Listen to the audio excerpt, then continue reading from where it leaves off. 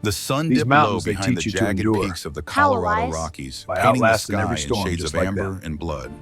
Elias Brennan sat motionless in his rocking chair, the Winchester Yellow Boy rifle resting across his knees like a sleeping hound. At 70 years old, his hands were gnarled oak. His face a map of violence survived, but his eyes remained sharp as broken glass. Beside him sat a boy of 10, all knees and elbows, and burning curiosity.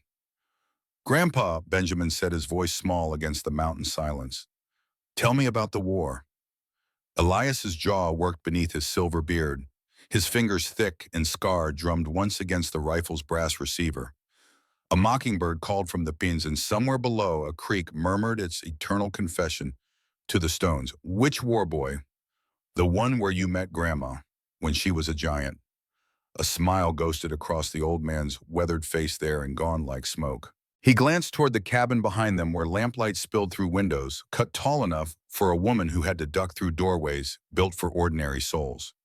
"Your grandma's still a giant, just old now like me. But she was younger then, and you saved her." "Saved?" Elias turned the word over in his mouth like a suspect coin. "That's a generous way to tell, but I delayed her dying, maybe. Sometimes that's all saving means." Benjamin leaned forward, firelight from the cabin catching in his eager eyes. "Will you tell me the whole story?" Elias was quiet for a long moment. Inside the cabin, a woman's voice rose in gentle instruction, teaching some child their letters. Bigale, still teaching after all these years, still showing broken things they could be whole. "All right," he said finally, "but this ain't a happy story, not at the start. I can handle it. We'll see about that." Elias shifted in his chair, the old wood creaking beneath him. It was June 1876. 14 years since the war ended.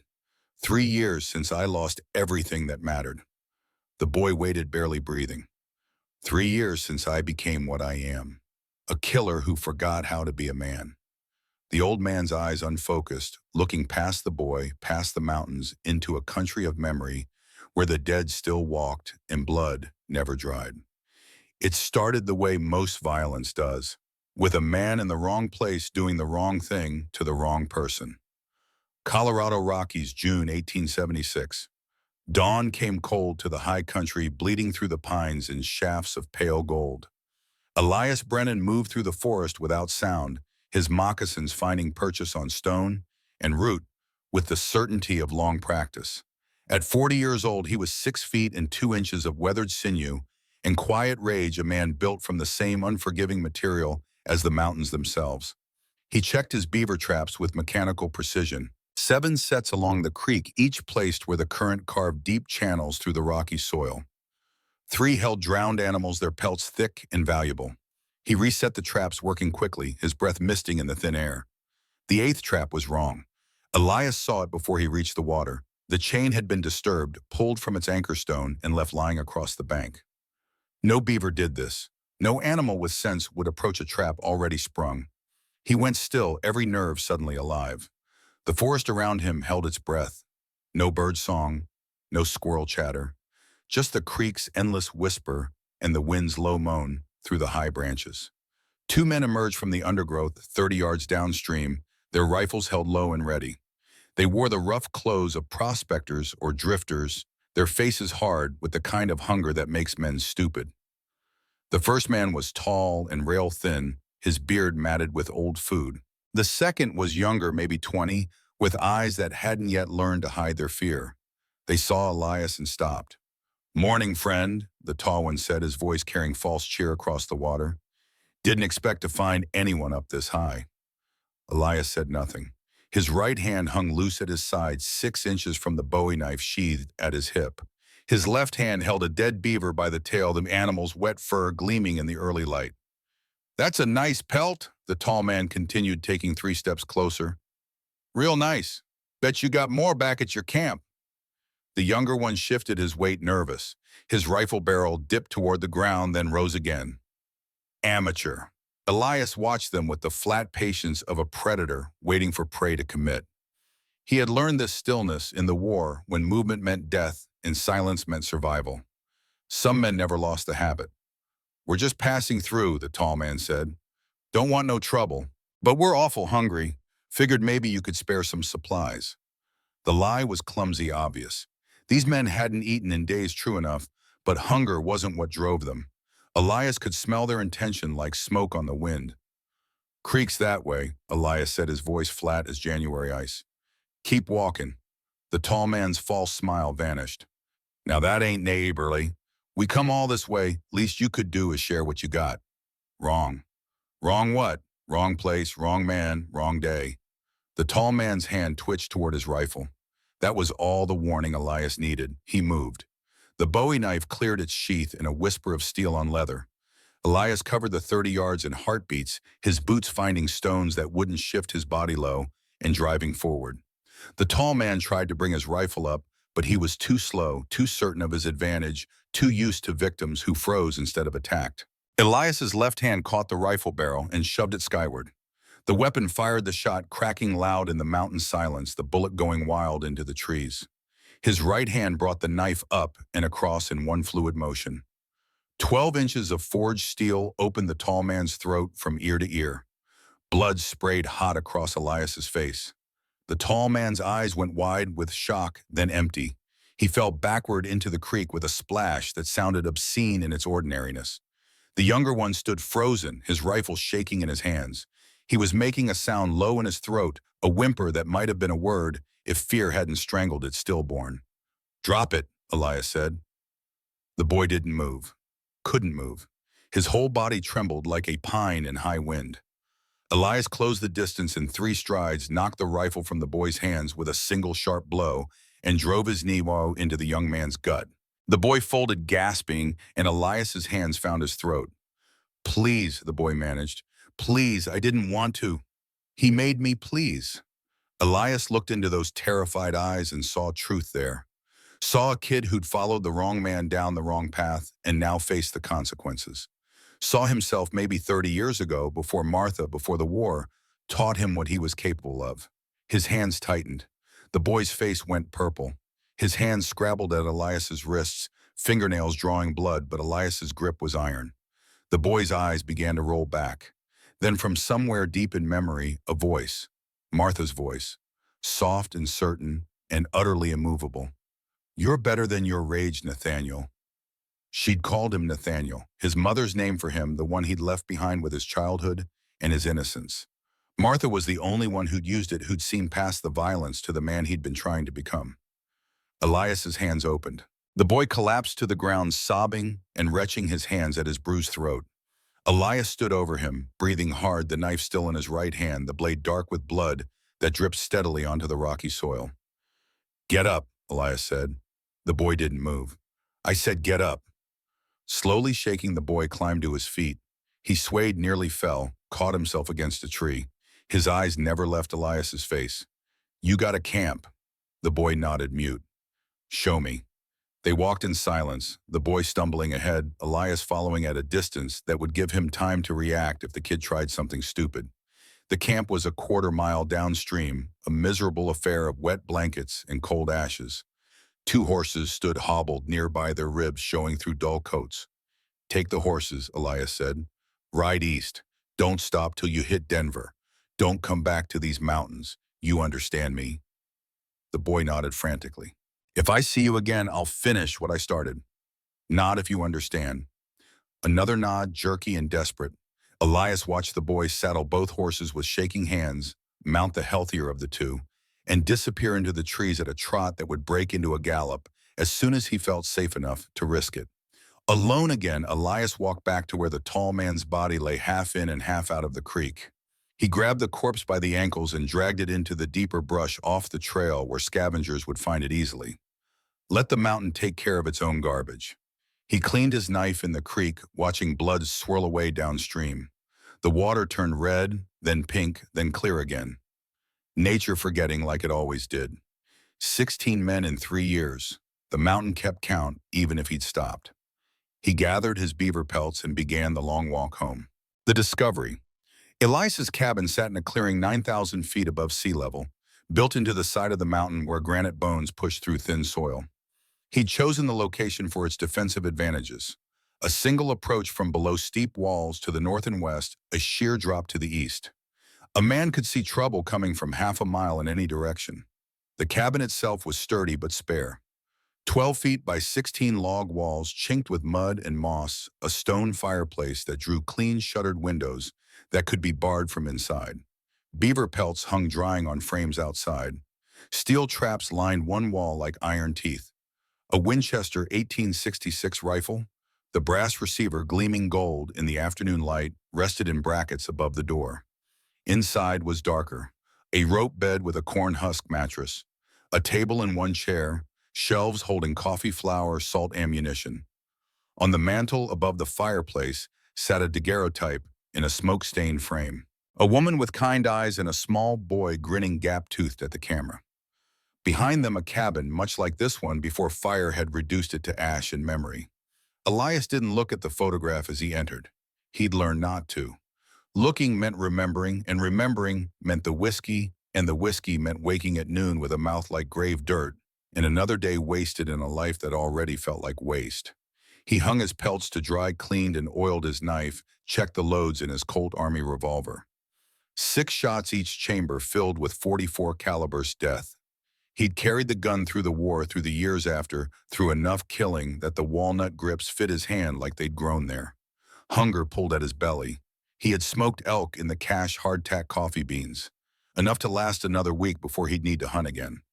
The routine of survival: check the traps, cure the pelts, eat enough to stay alive, sleep when the nightmares allowed. 3 years of this, 3 years since he'd buried what remained of his family and sworn off human company. 3 years of choosing the mountain's silence over the town's noise, the animal's honesty over men's lies. 3 years might as well have been 30.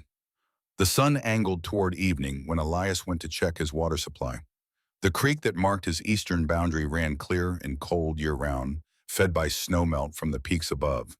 He kept 2 barrels at the cabin for cooking and washing, but he preferred to drink straight from the source when he could. He was kneeling at the creek's edge, cupping water to his mouth, when instinct prickled the back of his neck. Something upstream, something wrong. Elias rose slowly, his hand finding the Bowie knife by pure reflex. The forest around him had gone quiet again. That same held breath silence that preceded violence. He moved upstream, placing each footfall with care, his eyes scanning the shadows beneath the pines. 50 yards, 100. The creek bent around a granite outcrop, carving a deeper pool where the current slowed. That's where he found her. At first, his mind couldn't make sense of what he was seeing. A person surely but impossibly large. She lay half submerged in the shallows, her body angled across the current like a fallen tree. Even collapsed and broken, she was enormous. Her legs, visible where her torn skirt had ridden up, were longer than any legs had a right to be. Her shoulders, bare where her black dress had been shredded, were broad as a man's but shaped unmistakably female. Blood stained the water around her, seeping from a wound in her side. Elias approached with the knife drawn, every sense alert for ambush. Mountain men learned quick that the injured were often bait. But the forest stayed quiet, save for the creek and the wind, and the woman didn't move except for the slight rise and fall of her breathing. He stopped 3 feet away, 8 feet tall, he figured, maybe more.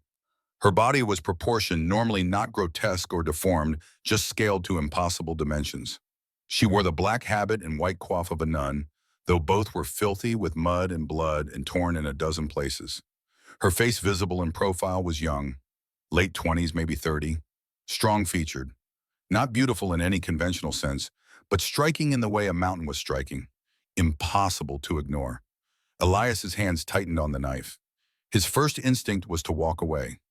Let the mountain take her like it took everything else. He had no use for strangers, less for nuns, none at all for complications. But then he saw the crucifix. It hung from a leather cord around her neck, a simple wooden cross no longer than his thumb.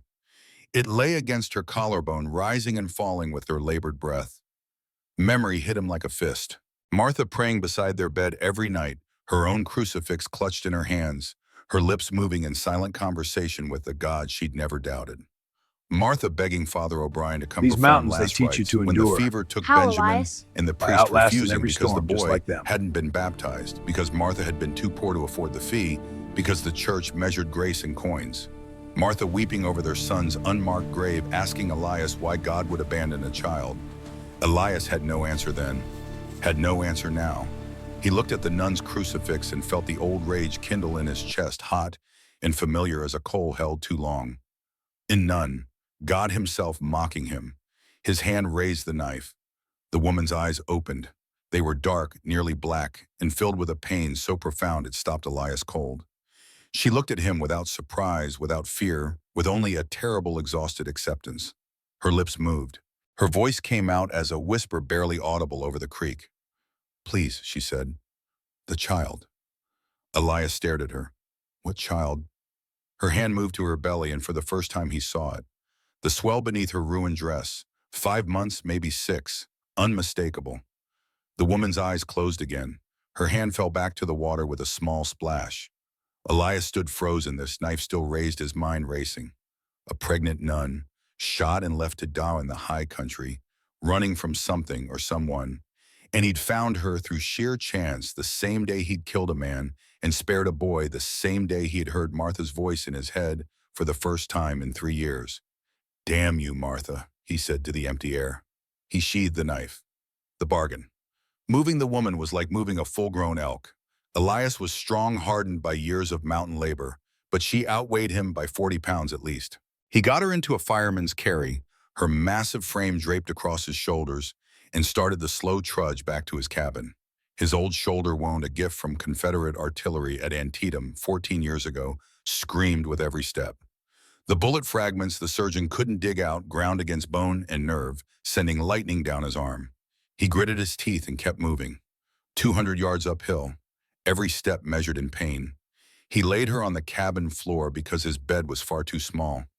She filled the space like a beached ship, her feet nearly touching the far wall, her head pillowed on his spare blanket. In the better light, he could see the wound clearly. A bullet hole in her right side, just above the hip. Entry and exit both visible, which meant the round had passed clean through. Good news if it hadn't nicked anything vital. Bad news if infection had already set in. He built up the fire and set water to boiling. From his medical supplies, basic kit left over from his war years, he pulled needle and catgut thread, a bottle of whiskey for disinfecting clean rags. He'd sewn men back together in field hospitals from Pennsylvania to Virginia. A nun was just another body to patch. He cut away the ruined habit to expose the wound. She stirred as he worked but didn't wake. Her skin was hot to the touch, fever already building. He poured whiskey into the bullet hole and was rewarded with a sharp intake of breath, a moan that sounded more animal than human. The exit wound was worse, ragged where the bullet had torn through. He cleaned it as best he could, then began stitching. 12 stitches to close the exit, 8 for the entrance. He worked with mechanical precision, his hands steady from long practice, his mind carefully empty of thought or feeling. When he finished, he bandaged the wound with clean cloth and pulled a blanket over her. She was shivering now, despite the fever, her body fighting itself. He'd seen men die from wounds less severe, seen others survive worse through sheer stubborn refusal to quit. He had no idea which kind she was. Elias sat by the fire and waited. Outside, the sun descended behind the western peaks, painting the world in shades of rust and shadow. Inside, the cabin smelled of blood and whiskey and wood smoke. Normal smells. Familiar. The woman slept through the night. Twice he checked her pulse, found it steady, if weak. Once he changed her bandage when blood soaked through. At dawn, he made coffee and sat watching her, the Winchester across his knees, ready for whatever came next. She woke at mid-morning, her eyes open, slowly, confused, taking in the unfamiliar ceiling, the strange walls, the bearded man sitting in a chair with a rifle in his lap. She tried to sit up and gasped, her hand flying to her bandaged side. "Don't," Elias said without looking up. He was cleaning the Winchester's action, running an oiled cloth through the barrel. "Tear those stitches, and I won't waste time putting them back in." She froze.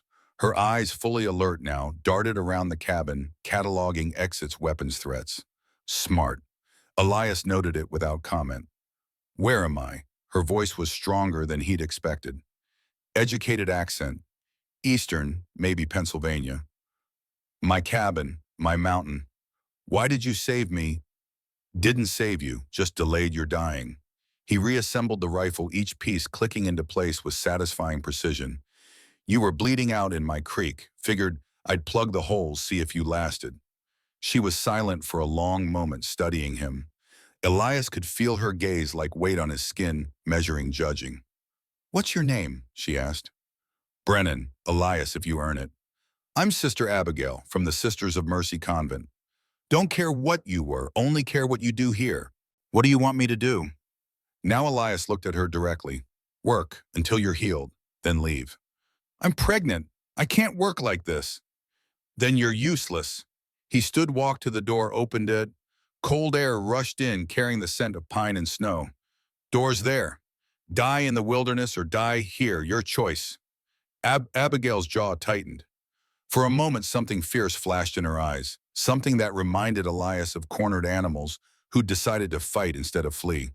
Then it passed, replaced by cold calculation. "What kind of work?" "Chop wood, haul water, cook, mend traps, pull your weight." "For how long?"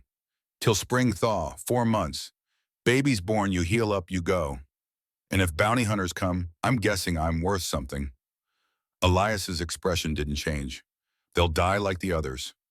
Another silence. Outside, a raven called, harsh and mocking. Inside, the fire popped and settled. "All right," Abigail said finally. "We have a deal." Good." Elias closed the door, shutting out the cold. "Water's by the bed. Food when you can keep it down. You need to use the privy. There's a chamber pot under the bed. I'll empty it."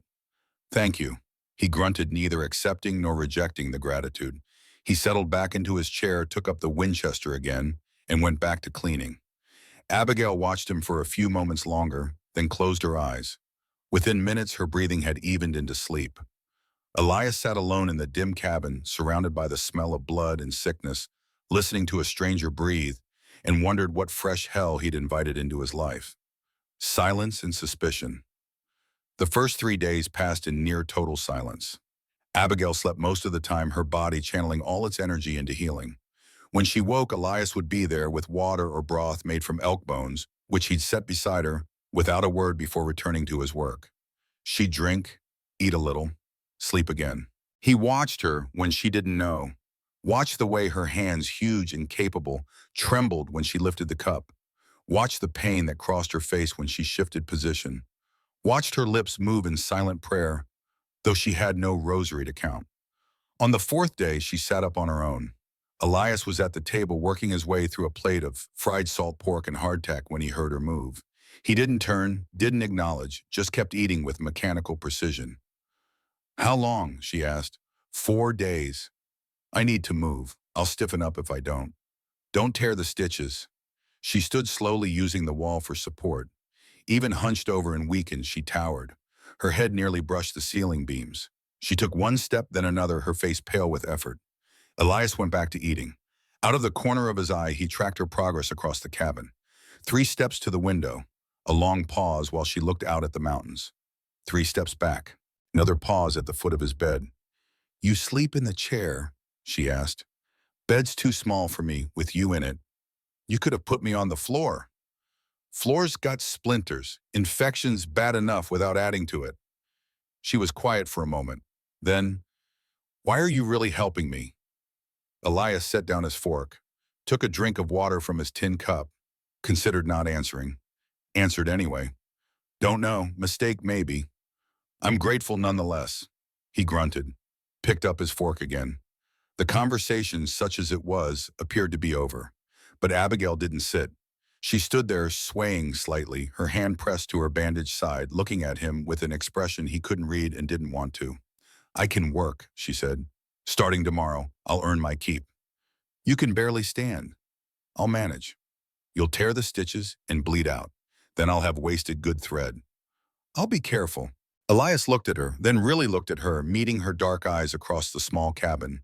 He saw determination there and pride, and a kind of desperate need to prove herself useful. He'd seen the same look in men who'd lost everything and had only their labor left to trade for survival. "Chopping wood," he said finally. "Stack's getting low. But you swing wrong and open that wound. Don't come crying to me." "I won't." She didn't.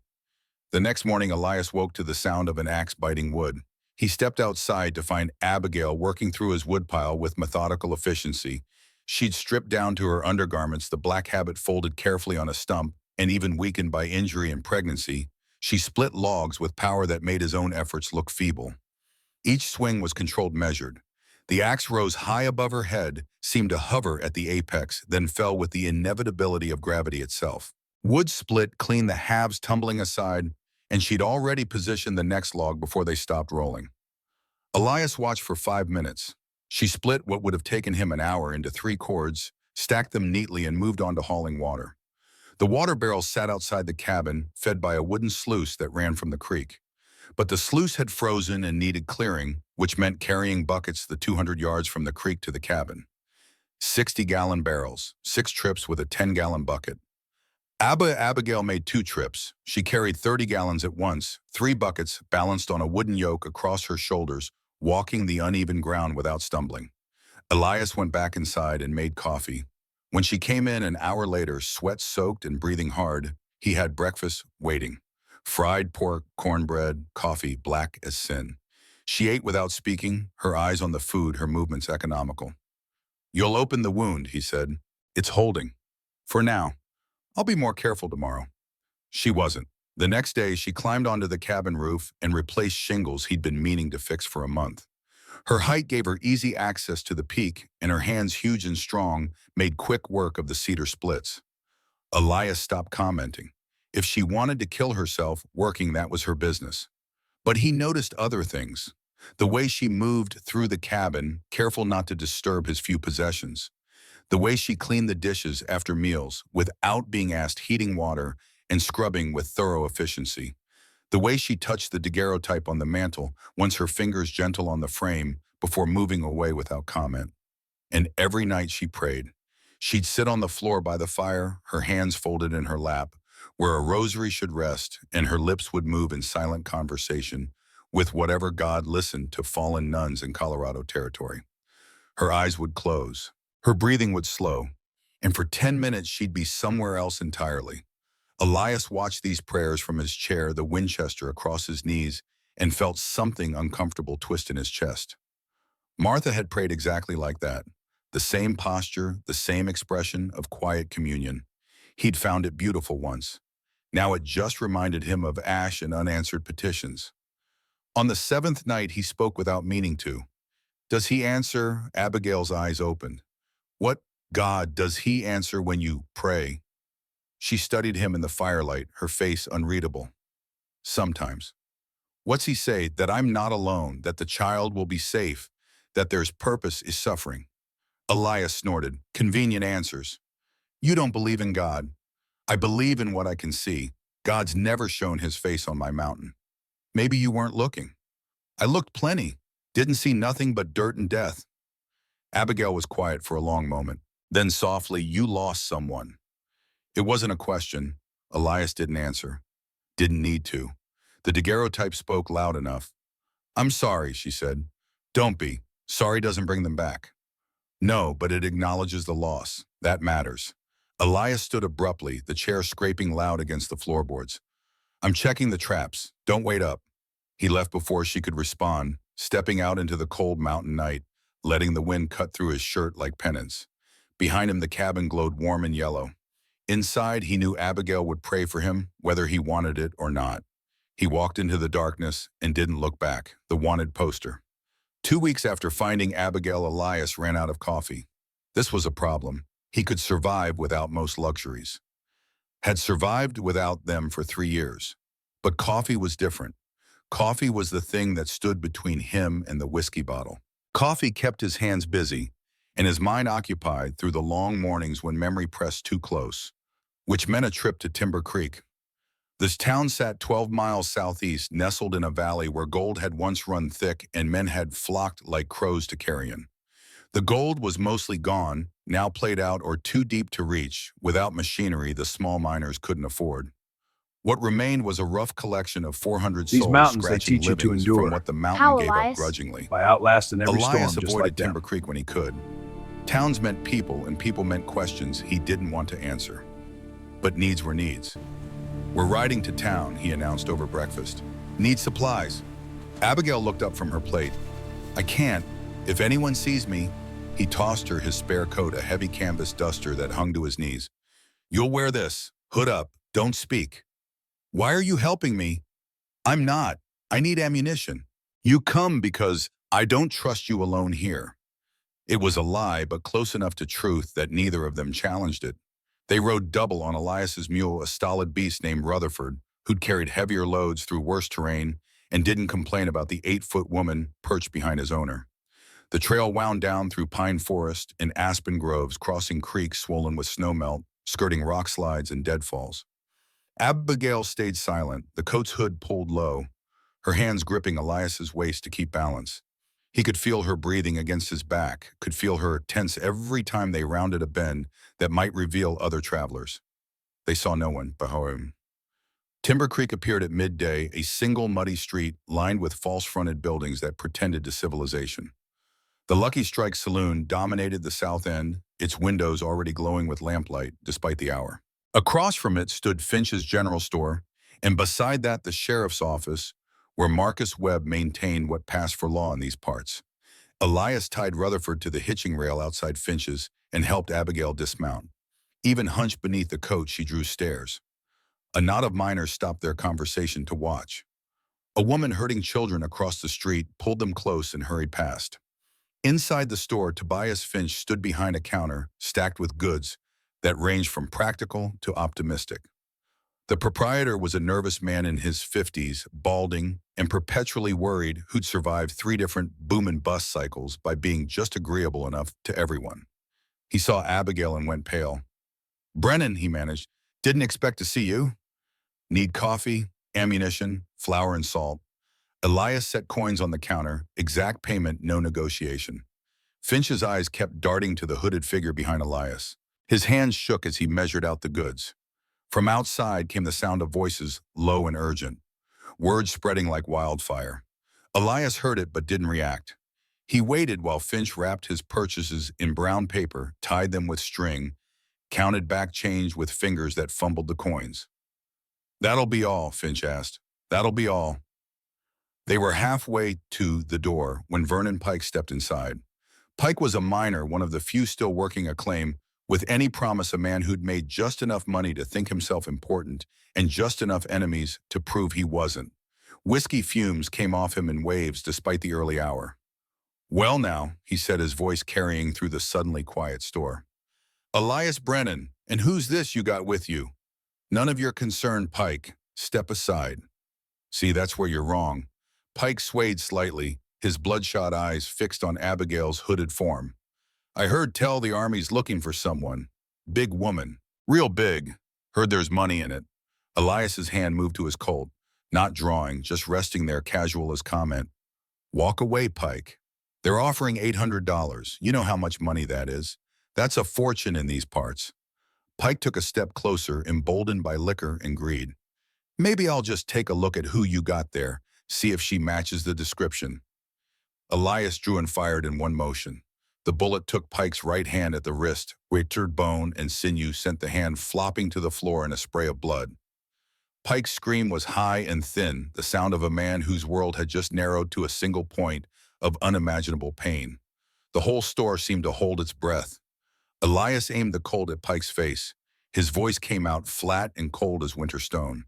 "She's with me. Anyone touches her answers to me. Clear." Pike collapsed to his knees, clutching the stump of his wrist, blood pumping between his fingers.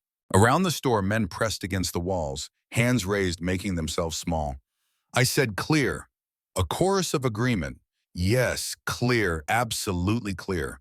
Elias holstered the Colt, picked up his packages, walked out with Abigail close behind.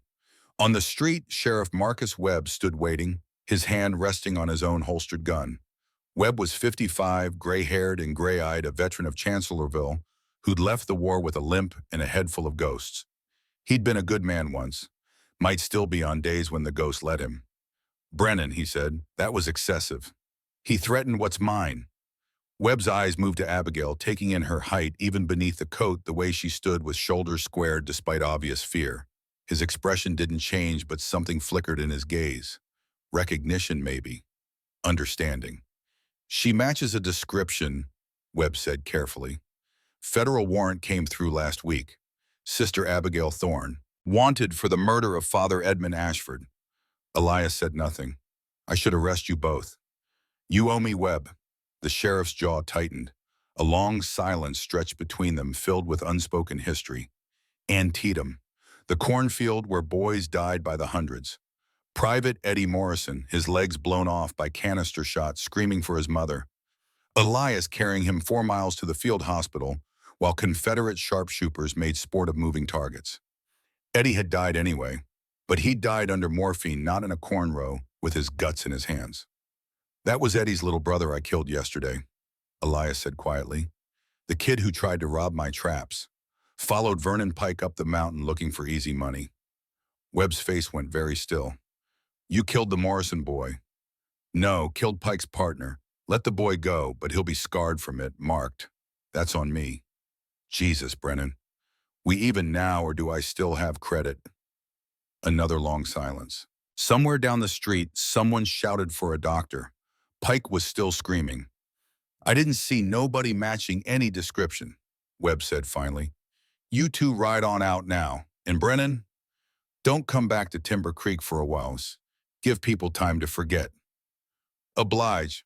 Webb nodded once his eyes sad and stepped aside. They rode out of town at a walk dignified, neither hurrying nor dawdling. Only when they'd crested the first ridge did Elias let Rutherford pick up the pace. Behind them, Timber Creek buzzed like a kicked hornet's nest. Ahead, the mountain waited patient and indifferent. Beside him, Abigail sat rigid, her hands gripping his waist, her breathing fast and shallow. Thank you, she whispered. Elias didn't answer, didn't trust his voice. He'd just crippled a man called in a debt that had kept him alive through war and declared to an entire town that he'd kill for this woman, and he still didn't know why. The priest's arrival, they saw the smoke 2 miles from home. Not thick smoke, not the black pillar of a building burning, just a thin gray thread rising from the clearing where Elias's cabin stood visible against the late afternoon sky. Someone had lit his fire. Elias reined in Rutherford and sat very still, every sense suddenly sharp. Beside him, Abigail tensed, her breathing stopped. Stay here, he said quietly. No, if it's trouble, then I handle it at day. You stay. He dismounted and pulled the Winchester from its saddle scabbard. 16 rounds in the tube magazine, 1 in the chamber, enough for most problems. He approached through the trees, moving from cover to cover, using skills learned in skirmishes from Pennsylvania to Virginia. The cabin came into view gradually. Rutherford tied to the porch rail, cropping sparse grass, the door standing open, and on the porch itself, sitting in Elias's own chair, a man in black. Father Dominic Calhoun was 62 years old, round-faced and silver-haired, with the kind of grandfatherly appearance that made people trust him before he had earned it. He wore the simple black cassock of a traveling priest, rode dusty but well-maintained. At his feet rested a leather satchel, and in his hands, a worn Bible. He looked up as Elias emerged from the trees, and his smile was warm as summer sun. Elias Brennan, he said, God's grace upon you. Elias kept the Winchester leveled. You're on my mountain, explained fast. I come offering salvation, not threat. Dominic closed the Bible and set it carefully on the arm of the chair. May I stand? These old bones don't favor long sitting. Stay where you are. As you wish. The priest folded his hands in his lap, the picture of patient understanding. I've traveled far to find you. And Sister Abigail. From the tree line, Abigail emerged. She moved to stand beside Elias, her face pale, her eyes fixed on the priest with an expression Elias couldn't read. Father Dominic, she said, and her voice trembled. You were at the convent. Indeed, I was child. I served as confessor to Mother Superior for many years. His eyes, kind and sad, moved between them. I know what happened in New Mexico. I know about Father Edmund, and I've come to offer you sanctuary. We don't need your sanctuary, Elias said, but you do, Mr. Brennan. You may not realize it yet, but you do. Dominic leaned forward slightly, his voice dropping to confidential tones. Lieutenant Wade Ashford is coming. Edmund's brother. He has 25 soldiers and a heart full of vengeance. He'll be here in 3 days. Silence. A raven called from the pines. The wind pushed cold fingers through the clearing. How do you know this? Abigail asked. Because I spoke with him. Yesterday in Timber Creek. He asked if I'd seen you, and I told him I had not. But Mr. Brennan's display this afternoon has rather announced your presence. Elias's finger tightened on the Winchester's trigger. Get to your point, priest. My point, Mr. Brennan, is that I can offer Sister Abigail safe passage to St. Benedict's mission, 40 miles south. The church will shelter her, provide for her child, keep her from the noose. And what's the price? Price, Dominic's expression, was all innocence. There is no price, only the church's mercy. But Abigail had gone very still. Her voice when she spoke was barely a whisper. You knew Edmund. Of course I knew him. I was his mentor, You knew what he was doing. Dominic's smile faltered, just for a moment, just a flicker. But Elias saw it, saw the mask slip and something else peek through, something calculating. Father Edmund was a devoted servant of God who tried to save a troubled soul, Dominic said carefully. He tried to rape me. Edmund wrote me letters. He said you'd claim that, delusions brought on by your condition. The priest's eyes moved pointedly to Abigail's height, her impossible proportions. The mind often fractures under such burdens. Elias stepped forward, putting himself between Abigail and the priest. That's enough. Get off my mountain. Mr. Brennan, please. I understand your protectiveness, but you must see reason. When Lieutenant Ashford arrives with 25 armed men, you'll both die. The child will die. Is your pride worth 3 lives? My pride's not the problem. Your lies are. Lies, I speak only truth. Edmund Ashford was my friend, my responsibility. When he died in that fire, I lost. He died because he cornered a woman who'd already told him no, Abigail said. Her voice had gone hard, all trembling gone. He died because he tried to force himself on me, and I pushed him. The lamp fell, the fire started. I ran. Dominic's expression shifted. The grandfatherly warmth bled away, replaced by something colder. Do you have proof of these accusations? Only the scars he left. Scars can be explained many ways, but I have proof of Edmund's character. Letters detailing his mission, work, his devotion, his concern for your spiritual welfare. From his satchel, Dominic produced an envelope. He held it up, not offering it, just displaying Edmund's final letter written days before he died. In it, he expresses worry about your mental state, your delusions, your dangerous attraction to violence. Dominic's eyes met Elias's. He predicted you'd say he attacked you. He predicted you'd lie. Let me see it, Abigail said. I think not. This letter will be presented to the federal marshal as evidence, along with testimony from witnesses who saw you flee the mission in the night, who saw the fire, who heard Edmund screaming as he burned. Elias took another step forward. Last chance, priest. Leave. Dominic stood slowly, gathering his satchel, his Bible, his righteous certainty. You're making a terrible mistake, Mr. Brennan. When Wade Ashford comes, and he will come, you'll wish you'd taken my offer. I'll take my chances. And the child, will you take chances with an innocent life? The child stays with its mother. That's the only innocence that matters. Dominic shook his head, sad and disappointed. So be it. I'll pray for your souls. You'll need it. He walked to his horse, mounted with the practiced ease of a man who'd spent years traveling rough country, and rode away without looking back. Elias and Abigail stood in the clearing, watching until he disappeared into the trees. He's lying, Abigail said quietly. I know.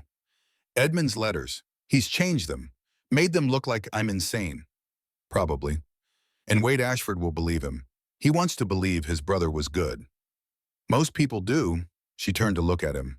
Why did you send him away? The mission might have been safer. Elias met her dark eyes, saw the question behind the question. Why protect someone you barely know? Why risk your life for a stranger? He had no good answer, just instinct, just Martha's voice in his head, just the memory of his own family dying, because These no mountains, one they had been teach there you to to protect endure. them. How, Elias? Because I'm By tired of outlasting good every people storm, just dying like for them. other men's sins, he said finally. Abigail studied his face for a long moment, then softly, thank you. Elias grunted and turned toward the cabin. Come on, we need to prepare. If Ashford's coming in 3 days, we've got work to do. That night, Elias couldn't sleep. He sat in his chair by the fire, watching Abigail sleep the Winchester across his knees.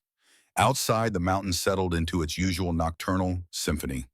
Owls called to each other across the darkness. A wolf howled somewhere distant, its voice lonely and proud. In sleep, Abigail looked younger, vulnerable, Her hands rested on her swollen belly, protective even in unconsciousness. Her face, freed from the tension of waking, showed the pain she carried. Not physical pain, though that was there too. Something deeper. The kind of pain that came from being betrayed by those who'd promised safety. He knew that pain. Elias reached into his pocket and pulled out the envelope Dominic had dropped when leaving. The priest probably didn't know he'd lost it, wouldn't miss it until much later. But Elias had seen it fall, had retrieved it after Dominic rode away. Inside were letters, 23 of them, dated from 1870 to 1876, written in careful script on good paper. He began to read. An hour later, Elias set the last letter down and stared into the fire. Edmund Ashford had been a monster. The letters proved it beyond doubt. 6 years of systematic grooming, isolating Abigail from the other nuns, convincing Mother Superior that her condition required special attention, drugging her with laudanum to make her compliant, planning to take her to a remote mission where no one would interfere. And Dominic had known, had helped, had supplied the drugs and forged the documents and covered Edmund's tracks with lies about spiritual guidance. The final letter, dated April 1876, was worst of all. Brother Wade, it read, "The giant woman has married another. This Daniel Thorne has stolen my property. I go now to reclaim what God gave me. If I fall, avenge me. Take the child she carries. Raise it for the church. This is God's will." Property. Edmund had considered Abigail property. Elias's hands shook with rage. He wanted to ride after Dominic put a bullet through the lying priest's skull, wanted to dig up Edmund's grave and kill him again. But vengeance wouldn't help Abigail, wouldn't keep her safe, wouldn't protect the child. Action would. He stood and began gathering materials. By dawn, he'd have a plan. By the time Ashford arrived, he'd have a fortress. And if God himself rode with Wade, Ashford's cavalry, Elias Brennan would make the Almighty bleed for it. Frame 1906. "That's where I'll stop for tonight," Elias said, his voice pulling Benjamin back from 1876 to the present. The boy blinked, realizing he'd been holding his breath. The sun had set completely while his grandfather talked, and now stars crowded the Colorado sky like diamond dust. "But what happened next?" Benjamin asked. "Did the soldiers come?" "They came." Elias's hand rested on the Winchester, his fingers tracing familiar grooves in the wood. "That's a story for tomorrow." "But Grandpa, Benjamin," Abigail's voice came from the cabin doorway. She stood framed in lamplight, 8 feet of gentle authority, her silver hair loose around her shoulders. "Your grandfather's earned his rest, and you've earned your bed." "Yes, Grandma." The boy stood reluctantly. At the door, he paused. "Grandpa, were you scared?"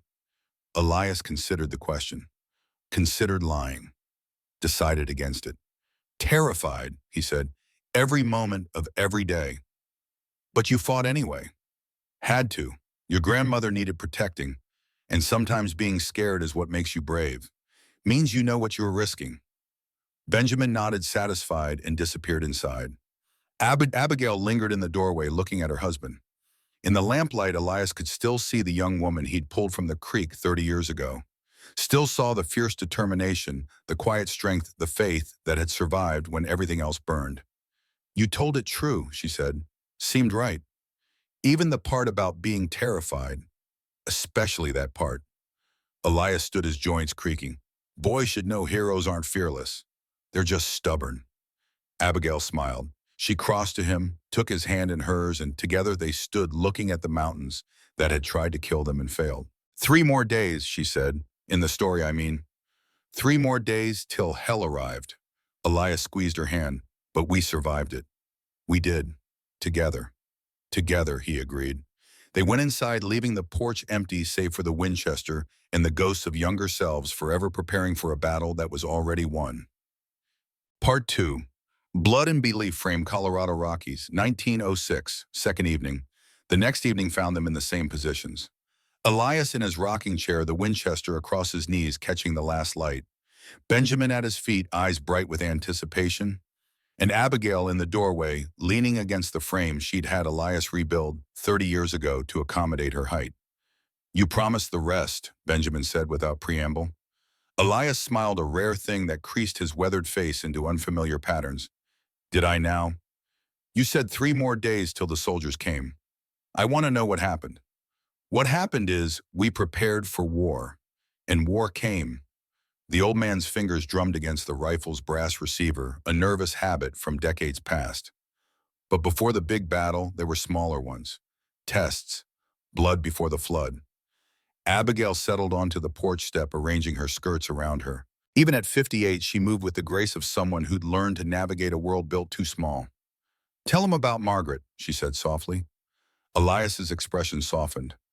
Margaret Shaw, toughest woman I ever met besides your grandmother, taught me that family's the people who stand beside you, not the people you were born to.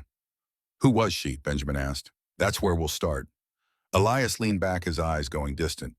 The morning after Dominic left, we heard gunfire, someone screaming, and I learned that protecting one person sometimes means risking everything for strangers who become family. Colorado Rockies, June 1876, dawn.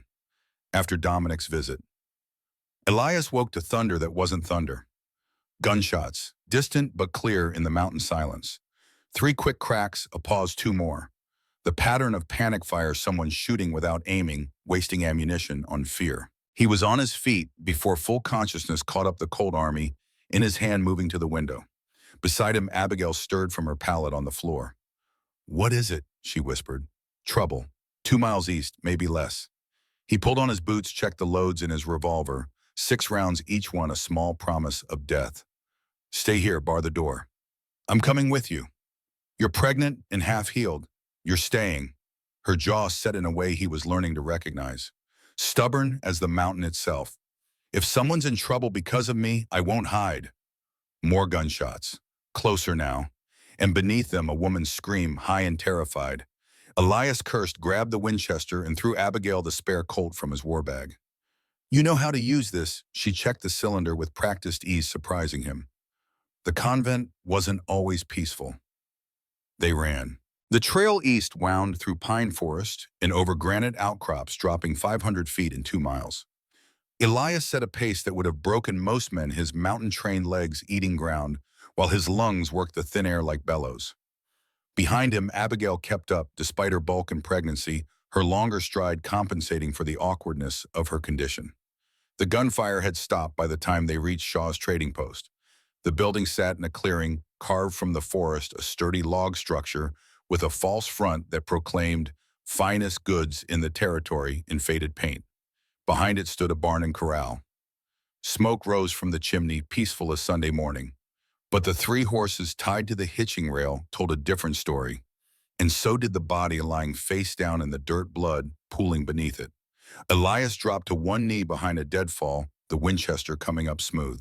Beside him, Abigail crouched, her breathing controlled despite the run. Margaret Shaw runs this place, Elias whispered. Widow woman, 2 sons. The body. Don't recognize him, but those horses are cavalry remounts, army stock. As if summoned by the words, a man emerged from the trading post. He was tall and rail-thin, wearing civilian clothes but moving with military precision. In his hand, a Spencer carbine pointed back toward the doorway. Come on out, Mrs. Shaw, he called. We can do this easy or hard. Your choice. No response from inside. We know the nun was here. We know you supplied her. That makes you an accomplice. The man spat tobacco juice into the dirt. Now I can burn you out, or you can tell us where Brennan's cabin sits and we all walk away friendly. From the trading post, a rifle barrel emerged through a shuttered window. You can go to hell, Cutter, a woman's voice rang out. Strong voice, angry. I don't know what you're talking about, and I wouldn't tell you if I did. The man called Cutter laughed. Figured you'd say that. Boys, burn it! 2 more men appeared from around the building's far side, each carrying a torch. They moved toward the trading post with the casual confidence of men who'd done this before. Elias didn't hesitate. The Winchester spoke once, a flat crack that echoed off the mountains. The first torch-bearer dropped his brand and grabbed his leg, screaming. The second torch fell into the dirt, sputtering. Cutter spun toward the sound, his carbine tracking. Who's there? Show yourself. Elias fired again, deliberately high, the bullet splitting wood from the false front, inches from Cutter's harem head. The man dove for cover behind a water trough. New deal, Cutter, Elias shouted. You and yours ride out, now you live. Stay and I start putting holes in things that matter. Brennan, Cutter's voice held disbelief. That's you? It is. We got no quarrel with you. We're just looking for the nun. And I'm telling you, she's not your concern. $800 reward says otherwise. That money won't spend if you're dead. Silence. Elias could almost hear Cutter's mind working, weighing greed against mortality, coming up short on courage. Then one of the other men, the one Elias had shot in the leg, made his decision for everyone. The hell with this, he shouted and fired blindly toward where Elias hid. The bullet went wide by 3 feet. Elias's return shot did not. The man folded over his ruined stomach and went down hard. His companion, the one who dropped his torch, raised his hands high and backed away, his face bloodless. I'm out, he said. I'm done. Don't shoot. Cutter rose from behind the trough, carbine leveled. For a heartbeat, the world balanced on a knife edge. Then Abigail stood. She rose from behind the deadfall, like a mountain itself coming alive, 8 feet of impossible presence, and the morning sun caught her in perfect silhouette. For a moment, she looked like something from Scripture. An angel of vengeance, a giant from the old stories. Cutter's carbine wavered. Sweet Christ on the cross. Leave, Abigail said, her voice carried across the clearing like judgment. Leave now and never return. This is your only warning. The bounty hunter's face worked through a dozen emotions. Fear won.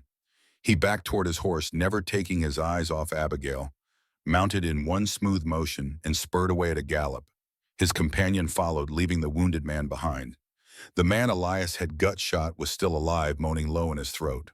Elias approached carefully, the Winchester ready, but there was no fight left in the bounty hunter. His hands were pressed to his belly, blood leaking between his fingers. Please, he gasped. Please, I got kids. I got a wife in Denver. Then you should have stayed in Denver. Elias put a bullet through the man's head. Clean, quick. More mercy than the gut wound would have allowed. The trading post door opened and Margaret Shaw stepped out. She was 42 years old, built solid as the building she owned, with iron gray hair pulled back in a severe bun and eyes that had seen enough of life's cruelties to be neither shocked nor impressed by fresh ones.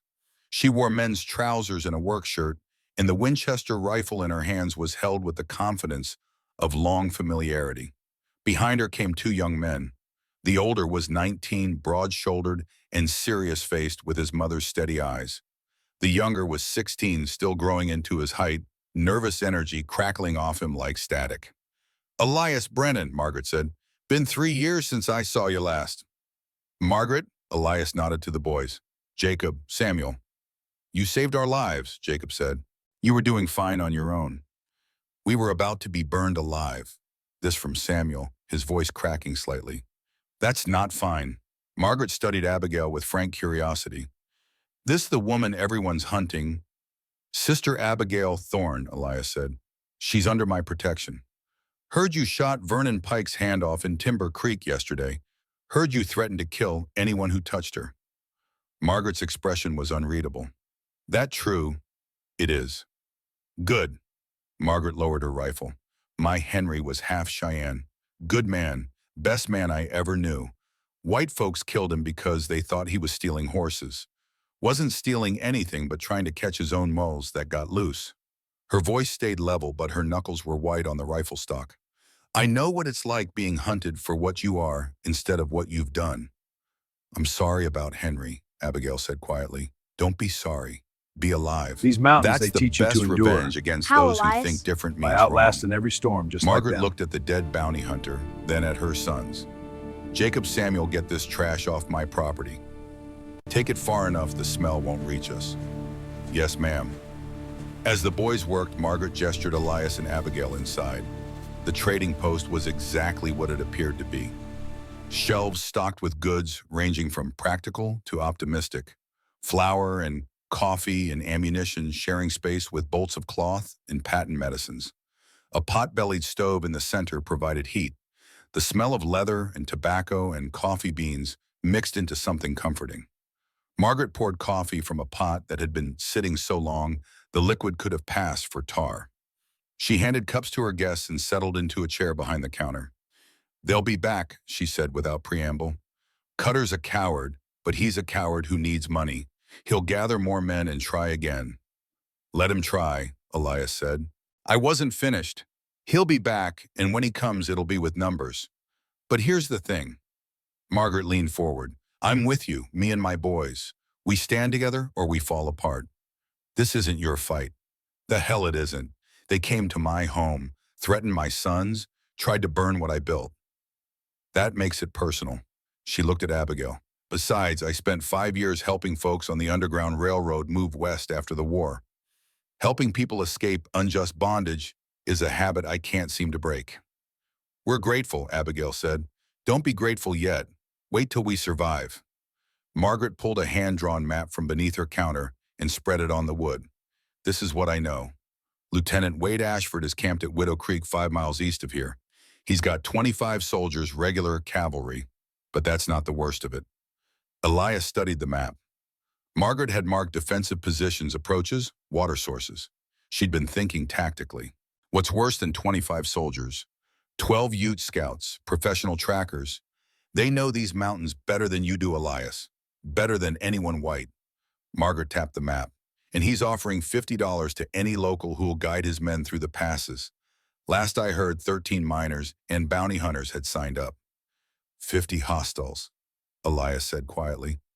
Organized, well-armed, led by a man with a personal grudge. Can you win? Winning's not the goal. Surviving is.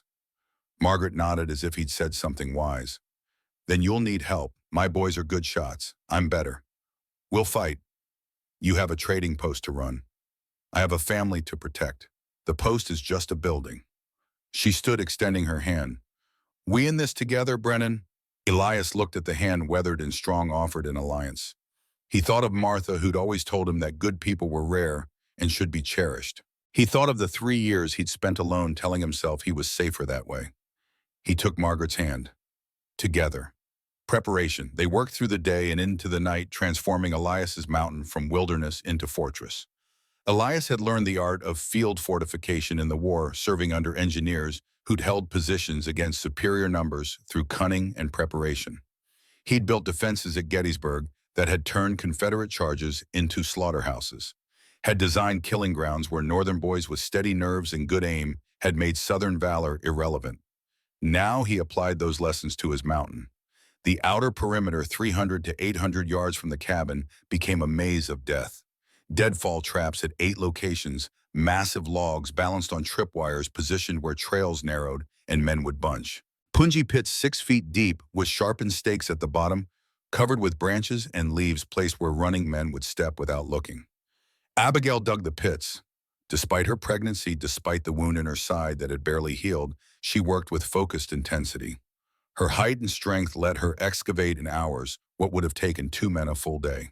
She placed the stakes with geometric precision, angling them to catch falling bodies at the most lethal points. Jacob and Samuel built the deadfalls, learning from Elias's patient instruction. How to balance weight, how to tension the triggers, how to ensure the trap would kill quickly and certainly. Margaret strung the bell wire system copper thread, thin as spider silk, running through the trees at ankle height. Tin cups hung from the wires at intervals, silent until disturbed, then ringing clear warning across the mountain. She moved through the forest like a ghost, her years of living alone in the high country showing in every quiet step. The mid-perimeter 100 to 300 yards out received the black powder charges. Elias had 15 pounds of blasting powder traded from a miner 2 winters back for pelts and silence about where the miner's claim actually sat. He divided it into 8 charges, burying them at choke points, where geography would force attackers to cluster. Creek crossings, narrow ravines, the single trail that approached from the east. Each charge got a long fuse, 60 feet of treated cord that would burn at a predictable rate, 30 seconds per foot. Enough time to light and take cover, enough time to judge the moment. He showed Jacob and Samuel where each charge lay, made them memorize the locations, had them practice the approach and timing until they could find the fuses blind. You light too early, you waste the powder, Elias explained, his voice patient despite the urgency. Too late, they've spread out, and you only kill a few. You want them bunched, nervous, moving fast because they're scared. That's when you light the fuse and count to 30. How do we know they'll bunch? Samuel asked. Because we'll make them. Panic makes men stupid. We'll give them something to panic about. The inner perimeter, the cabin itself, and the ground immediately surrounding it became a hard point. Elias and Jacob reinforced the walls with an additional layer of logs, creating firing slits that protected defenders while allowing clear fields of fire. They shuttered the windows from inside with thick planks that could stop rifle fire. They built a ladder to the roof and created a sniper's nest behind the chimney, positioned for maximum visibility. "This is Abigail's position," Elias told Margaret, who'd come to inspect the work. "Height advantage, clear sight lines. She can cover 300 yards in any direction. You trust her shooting that well?" "I've seen her practice. She's better than me. Better than you, probably." "Natural marksman." Margaret looked at where Abigail was hauling water, 3 buckets at once on a yoke across her shoulders. "She's something, that's for sure. Your boy's going to be giants too." "She's not mine." The words came out sharper than Elias intended. "Not yet, maybe. But you look at her like Henry used to look at me. Like she's the thing keeping the world solid." Elias didn't answer. Couldn't answer. Because Margaret was right and he wasn't ready to admit it, not even to himself. They dug an escape tunnel, the most brutal work of all. Starting beneath the cabin floor, they carved through rocky soil for 80 feet, shoring the tunnel with timber as they went, emerging in a thicket of scrub oak where the forest began. The tunnel was narrow, barely wide enough for Abigail to crawl through, but it represented a final option if everything else failed. "If it comes to this," Elias told Abigail as they stood looking at the tunnel entrance, "you take the baby and you run. Don't look back. Don't wait for us. Just run. I won't leave you." "You will, because that child deserves a chance at life. You understand me?" She met his eyes, her jaw set. "I understand what you're saying. I'm not promising to do it." Stubborn woman. Stubborn man. They stood there in the fading light, 2 people who'd known each other barely 3 weeks, but had already bound their fates together in ways neither fully understood. Elias broke the moment first, turning back to the cabin. "We should eat. Tomorrow we start the real training." Training and truth, the next 2 days blurred together in a haze of preparation and practice. Elias taught shooting from every position they might need. Prone behind the log braceworks, kneeling in the firing slits, standing in the sniper's nest with wind pushing at the barrel and sun in the eyes. Abigail proved a revelation. Her height gave her stability, her hands strength for recoil control. She could hold the Winchester steady for minutes at a time, breathing slow and even squeezing the trigger with methodical precision. "You've done this before," Elias observed, after watching her put 8 rounds through a 6-inch circle at 200 yards. The convent bordered Navajo land. Sometimes they'd raid the mission. Father Edmund insisted I learn to defend church property. She lowered the rifle, her expression distant. "I was good at it. That frightened the other nuns almost as much as my height." "Being good at killing doesn't make you a killer. It just means you survive when killers come." "Is that what you tell yourself?" Elias was quiet for a moment, cleaning his Colt with methodical attention. "I tell myself that every man I've killed would have killed someone else if I hadn't stopped them. I tell myself the world's safer with them gone. I tell myself I'm protecting something worth protecting." "Do you believe it?" "Most days. Some days I think I'm just good at lying to myself." He holstered the Colt, looked at her directly. "But I know this. Every man who comes up this mountain intends you harm. You, your child, the people helping you. That makes them my enemy, and I'm very good at killing enemies." Abigail was quiet for a long time. Then softly, "I'm glad you're on my side." "So am I." They trained Margaret's boys in fire and movement, how to shoot and displace before return fire found them, how to use the terrain for cover, how to fall back in stages, each retreat bringing attackers deeper into the trap. Jacob took to it naturally, his serious demeanor hiding a tactical mind that grasped patterns quickly. Samuel was more impulsive but learned to channel his energy into controlled aggression. "You boys ever kill a man?" Elias asked during a break. They shook their heads. "You will. Soon. And the first one's the hardest because you'll see his face and know you ended him. Know he had people who will mourn him. Know he might have been a good man making bad choices." Elias paused, letting the words settle. "But you'll do it anyway, because he's trying to kill your mother. He's trying to kill Abigail and her baby, and protecting your family is worth more than his life." "How many have you killed, Mr. Brennan?" Samuel's voice was small, enough that I stopped counting. Too many to remember all their faces. Elias stood, stretching his back. "But I remember why. Every time. That's what matters. The why." In the evenings after the work and training were done, they'd gather in the cabin. Margaret would cook her skills, turning salt pork and hardtack into something approaching decent. They'd eat together, talking quietly about nothing important. The weather, animal tracks seen during the day, small gossip from town, normal conversation, the kind that built bonds between people who might die together. On the second night, Elias finally opened the envelope of Edmund's letters. He spread them on the table, 23 pieces of damning evidence, and read them aloud while the others listened in growing horror. The earliest letters were worst, methodical grooming disguised as spiritual guidance. Edmund detailing how he'd isolated Abigail, convinced Mother Superior that her condition required special attention, slowly built trust while planning betrayal. "I've begun the process," one letter read, dated 1872. "She responds well to kindness, having received so little in her life. Another year, and she'll be ready for the mission." Another from 1874. "The laudanum works perfectly. She trusts me implicitly now. When I suggest the remote mission, she'll agree without question." And the final letter written to Edmund's brother Wade in April 1876. "The giant woman has married another. This Daniel Thorne has stolen my property. I go now to reclaim what God gave me. If I fall, avenge me. Take the child she carries. Raise it for the church. This is God's will." When Elias finished reading, the cabin was silent except for the fire's crackle. Abigail's face was white, her hands trembling. 6 years. He spent 6 years planning to own me. Margaret reached across the table and took her hand. He was sick, twisted. What he did was evil, plain and simple. I should have seen it, should have known. How? This from Elias, his voice harder than he intended.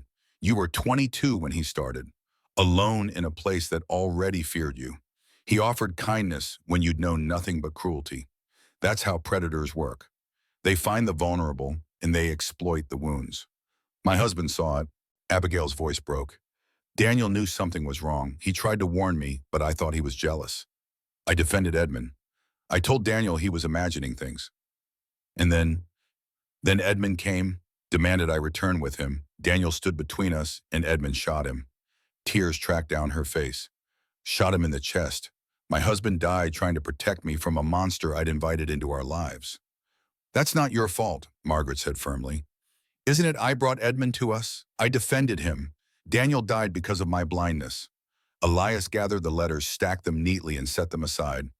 "Edmund died because he tried to rape you, and the fire took him. Wade Ashford is coming because he believes his brother's lies.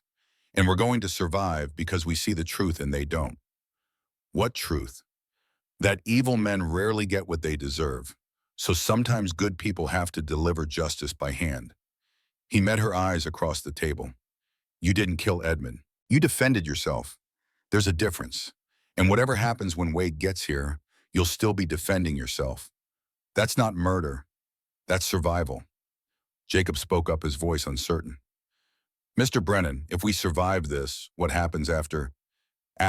Elias hadn't let These himself think mountains, they that far teach you ahead. to endure. The How, marshal, the Elias? law. By outlasting Even every if we storm, win the just like battle, them. Sister Abigail still has a warrant. They'll keep hunting her. Then we deal with that when it comes, one fight at a time. But the boys' question had planted a seed of doubt. Even if they survived Wade Ashford's vengeance, the law itself would remain. Federal warrants didn't expire because the accused was innocent. That night, unable to sleep, Elias sat on the porch watching the stars wheel overhead. The mountain was quiet, holding its breath before the storm. Abigail emerged from the cabin, moving with the careful grace of someone whose body had become unfamiliar territory. She sat beside him, and for a while they said nothing. "I felt the baby kick today," she said finally. "Really kick, not just flutter, like she's practicing to run." I think so. Can't explain why, but I feel it's a daughter." "You scared, you're terrified. Of childbirth, of what comes after, of raising a child in a world that will hate her for what she is." Abigail's hand rested on her belly, but also hopeful, because she deserves a chance. Every child does. Elias thought of Benjamin, his own son, dead at 4 years old, because Elias had been checking trap lines instead of home protecting his family. He thought of Martha, who'd wanted more children but hadn't lived to have them. "You'll be a good mother," he said quietly. "How do you know?" "Because you're already thinking about her future instead of your own survival. That's what parents do." They sat in comfortable silence until Abigail spoke again. "That cross you carved, the one you made from elk antler. You said it was for the baby." "It is. You put initials on it, D.T. Daniel Thorne. Figured the child should have something from its father." "That was kind." Elias shrugged, uncomfortable with the praise. "Just seemed right." More silence. The stars turned. An owl called from the pines, answered by another miles distant. "Elias." Her use of his first name startled him. She'd been careful to call him Brennan, maintaining the distance he'd insisted on. "When this is over, if we survive, what will you do?" "Haven't thought that far." "Think now." He did. Thought about the cabin that had been his prison for 3 years. Thought about the mountain that had let him hide from life. Thought about the woman beside him, impossible and brave, and somehow exactly what he needed, even though he'd never admitted needing anything. "I don't know," he admitted. "For 3 years, I've just been existing, surviving, going through motions. I forgot how to plan for tomorrow. Maybe it's time to remember." Maybe. He looked at her profile in the starlight, the strong line of her jaw, the way her hand never left her belly. "What about you? What do you want after safety? For my daughter, a place where her size won't make her a monster, where she can grow up without fear." Abigail paused. "I want what Daniel wanted to give me, a home, a family, peace was. That's a lot to want in a world like this. It's worth wanting anyway, worth fighting for." "Yeah," Elias said. "I suppose it is." They remained on the porch until dawn, grayed to the eastern skyline, neither sleeping, neither speaking, just being present together as the last quiet hours before war slipped away like water through fingers. The first wave. The attack came at noon the next day. Elias was checking the northernmost deadfall when the bell wires sang their warning, tin cups rattling in a specific pattern, 6 men approaching from the south, moving fast and careless. He ran back to the cabin, arriving seconds before Margaret and her boys emerged from the forest where they'd been cutting timber. 6 contacts south approach, Elias reported, moving like hunters, not soldiers. "Bounty hunters," Margaret said. "Cutter probably convinced more fools to try for easy money." From the cabin's roof, Abigail called down. "I see them, 400 yards and closing. Rifles out, no discipline." Elias climbed to join her. From the elevated position, he could see the approaching men clearly. They moved in a loose group, no tactical spacing rifles held casually. One was drinking from a flask. Another was laughing at something his companion said. "Amateurs. Dangerous because of their numbers and weapons, but amateurs nonetheless." "Let them come to the first pit," Elias said quietly. "The one just before the creek crossing. We see who falls, who runs, who has the stones to keep coming." The bounty hunters reached the creek. The first man stepped onto the bank, and the ground gave way beneath him. His scream was short and sharp, cut off as sharpened stakes punched through his body. He thrashed once, twice, then went still. Blood spread through the creek water in lazy spirals. The other 5 froze, staring at their companion's corpse. "Jesus Christ," one of them whispered loud enough to carry in the mountain silence. "It's a trap," another said. "The whole mountain's a trap. We go back, Cutter won't pay us. I'd rather be poor than dead." They were still arguing when the second man stepped wrong and triggered the deadfall. 600 pounds of log swung down on its rope and caught him full in the chest. The crack of breaking ribs was audible even at 400 yards. The man was dead before he hit the ground. The remaining 4 broke. 3 ran back the way they'd come, scrambling over each other in their panic. The 4th, braver or stupider than his companions, raised his rifle and fired blindly toward the cabin. The bullet went wide by 20 feet. Abigail's return shot did not. She fired once from the roof, the Winchester's report flat and authoritative. 400 yards in mountain wind, shooting downhill with the sun in her eyes. The bullet took the bounty hunter in the center of his chest and dropped him like a puppet with cut strings. The 3 runners disappeared into the trees. Elias lowered his own rifle, which he'd never needed to fire. "Well done." Abigail's hands shook as she set the Winchester down. I killed him. You did. I could have fired a warning shot, scared him away, and he'd have come back with more men knowing our positions and numbers. You made the right choice. Elias touched her shoulder gently. This is war now, Abigail. In war, mercy gets you killed. I know, She looked at her hands as if they belonged to someone else. I just didn't think it would be so easy, pulling the trigger, watching him fall. It should have been harder. It should have. That it wasn't just means you're good at surviving. Don't apologize for that. They climbed down from the roof to find Margaret, Jacob, and Samuel waiting. 3 dead, 3 runners, Margaret reported. The runners will tell Cutter the mountain's fortified. He'll plan better next time.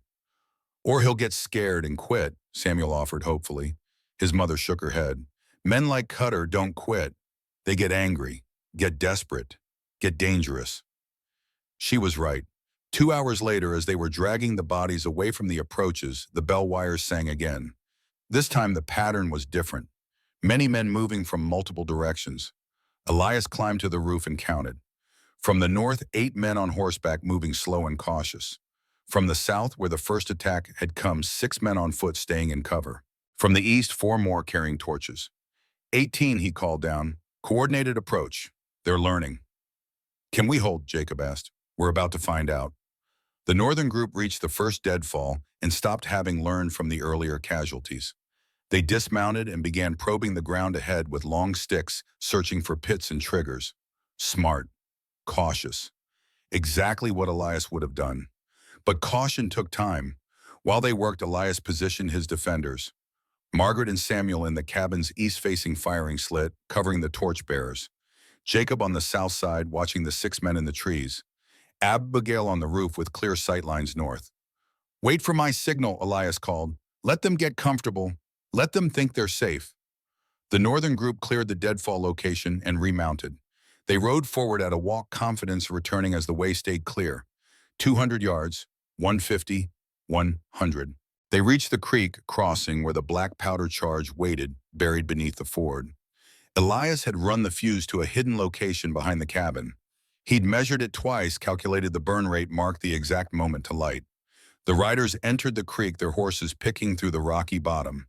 Elias struck a match and touched it to the fuse. The cord hissed to life, burning fast and bright. 30 feet, 30 seconds. The riders reached the far bank. 20 feet, 20 seconds. They began climbing the slope beyond, congratulating each other on clearing the obstacle. 10 feet, 10 seconds. Elias counted silently. 8, 7, 6. The lead rider raised his hand, signaling for the group to halt while he scanned ahead. 3, 2, 1. The world erupted. 15 pounds of black powder detonated beneath the creek crossing, turning water and stone into shrapnel. The explosion was thunder and earthquake combined, a physical force that shook the mountain and sent birds fleeing from trees half a mile away. When the smoke cleared, the creek bed was a crater. Of the 8 riders, 5 were simply gone, vaporized, or blown to pieces too small to identify.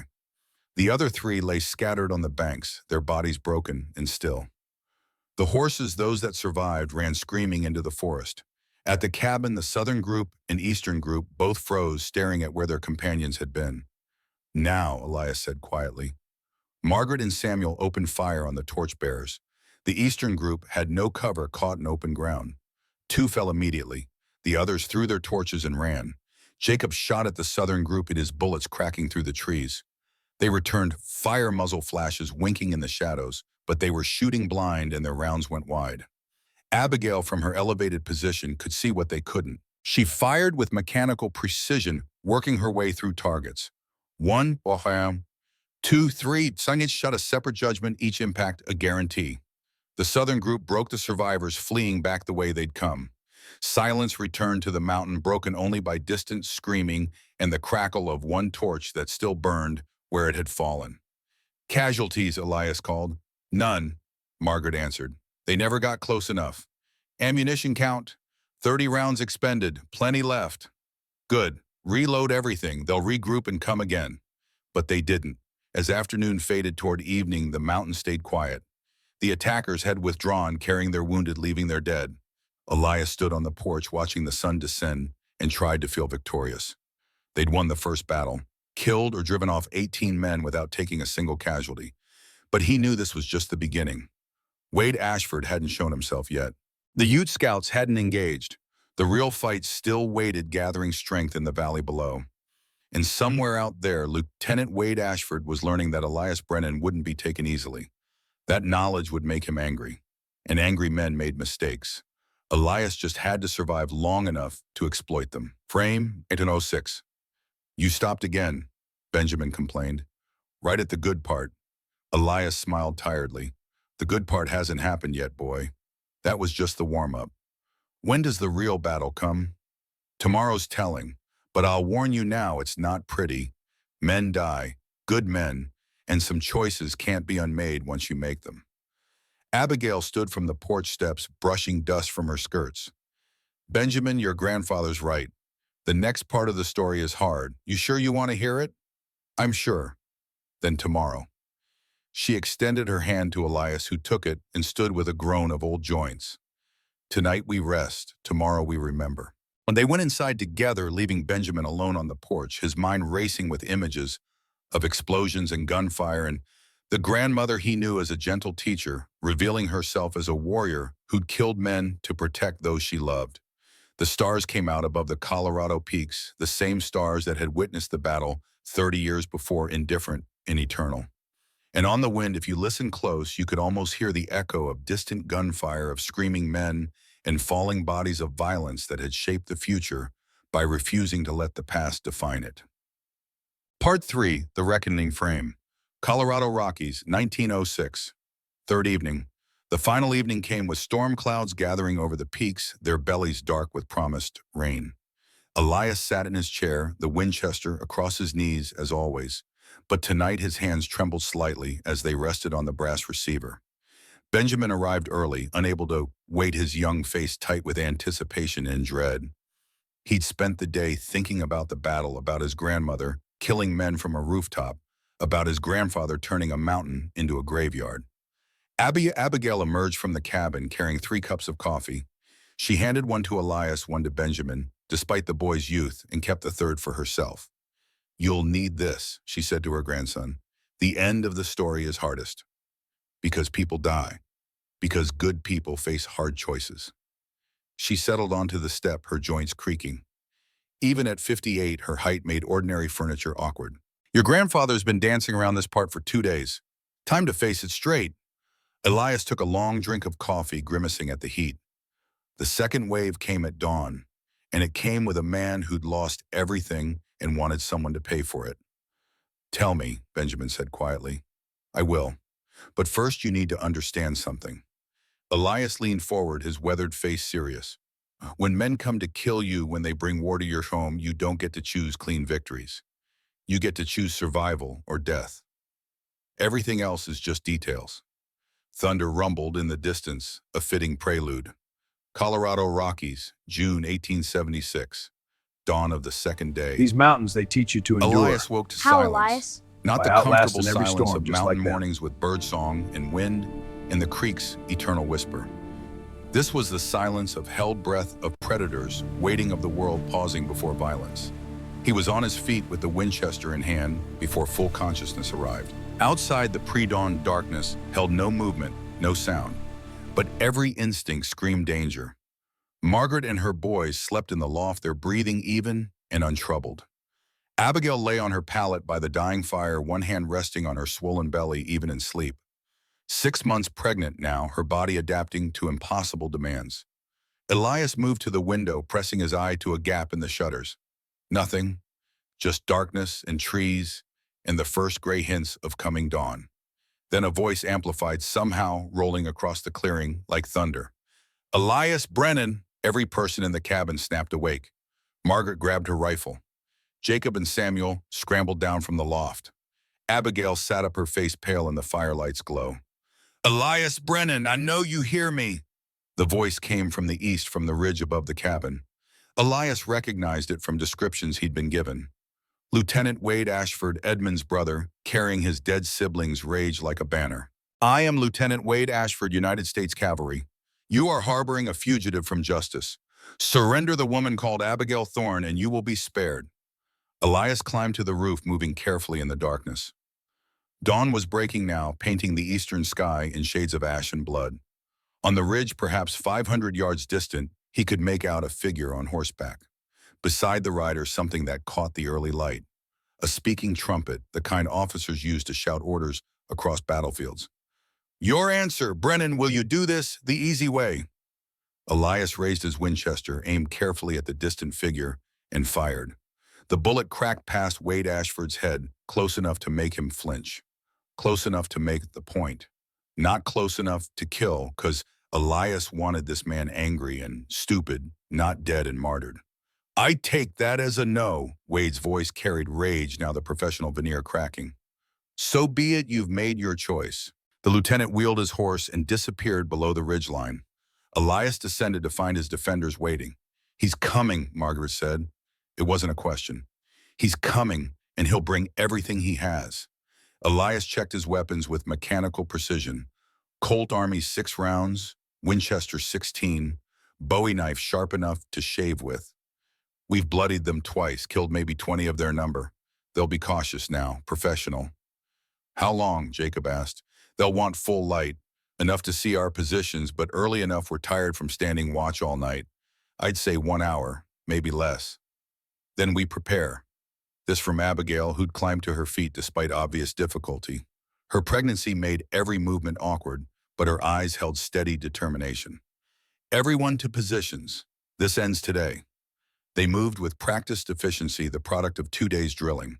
Margaret and Samuel to the eastern firing slit, Jacob to the south. Abigail climbing the ladder to her rooftop nest with slow deliberation, the Winchester slung across her back. Elias remained mobile, ready to reinforce wherever the attack concentrated. The hour passed in tense silence. Then the bell wire sang. Multiple contacts, north, south, east. No bells from the west, because the western approach was a sheer cliff impassable to anyone not possessing wings or desperation. "Here they come," Elias said quietly. From the north, 10 soldiers in cavalry blue advanced in skirmish line, using the trees for cover, moving with professional discipline.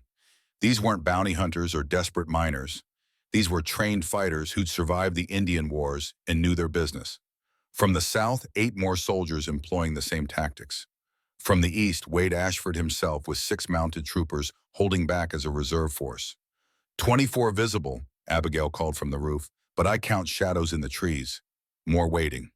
"How many more, Can't tell. At least a dozen, maybe 20. 40 men then. Professional soldiers and experienced scouts led by an officer with personal motivation and nothing left to lose." The odds Elias had been dreading. The northern group reached the cleared ground around the cabin, the killing zone where Elias's remaining traps waited. But these soldiers had learned from yesterday's carnage. They sent one man forward alone, probing the ground with a long pole, searching for punji pits and pressure plates. Smart, careful, exactly what Elias would have done, and exactly what Elias had planned for. The scout cleared 20 yards, 30, 40, found nothing because there was nothing to find. The traps here had been deliberately removed, leaving an apparently safe approach. The scout waved his companions forward.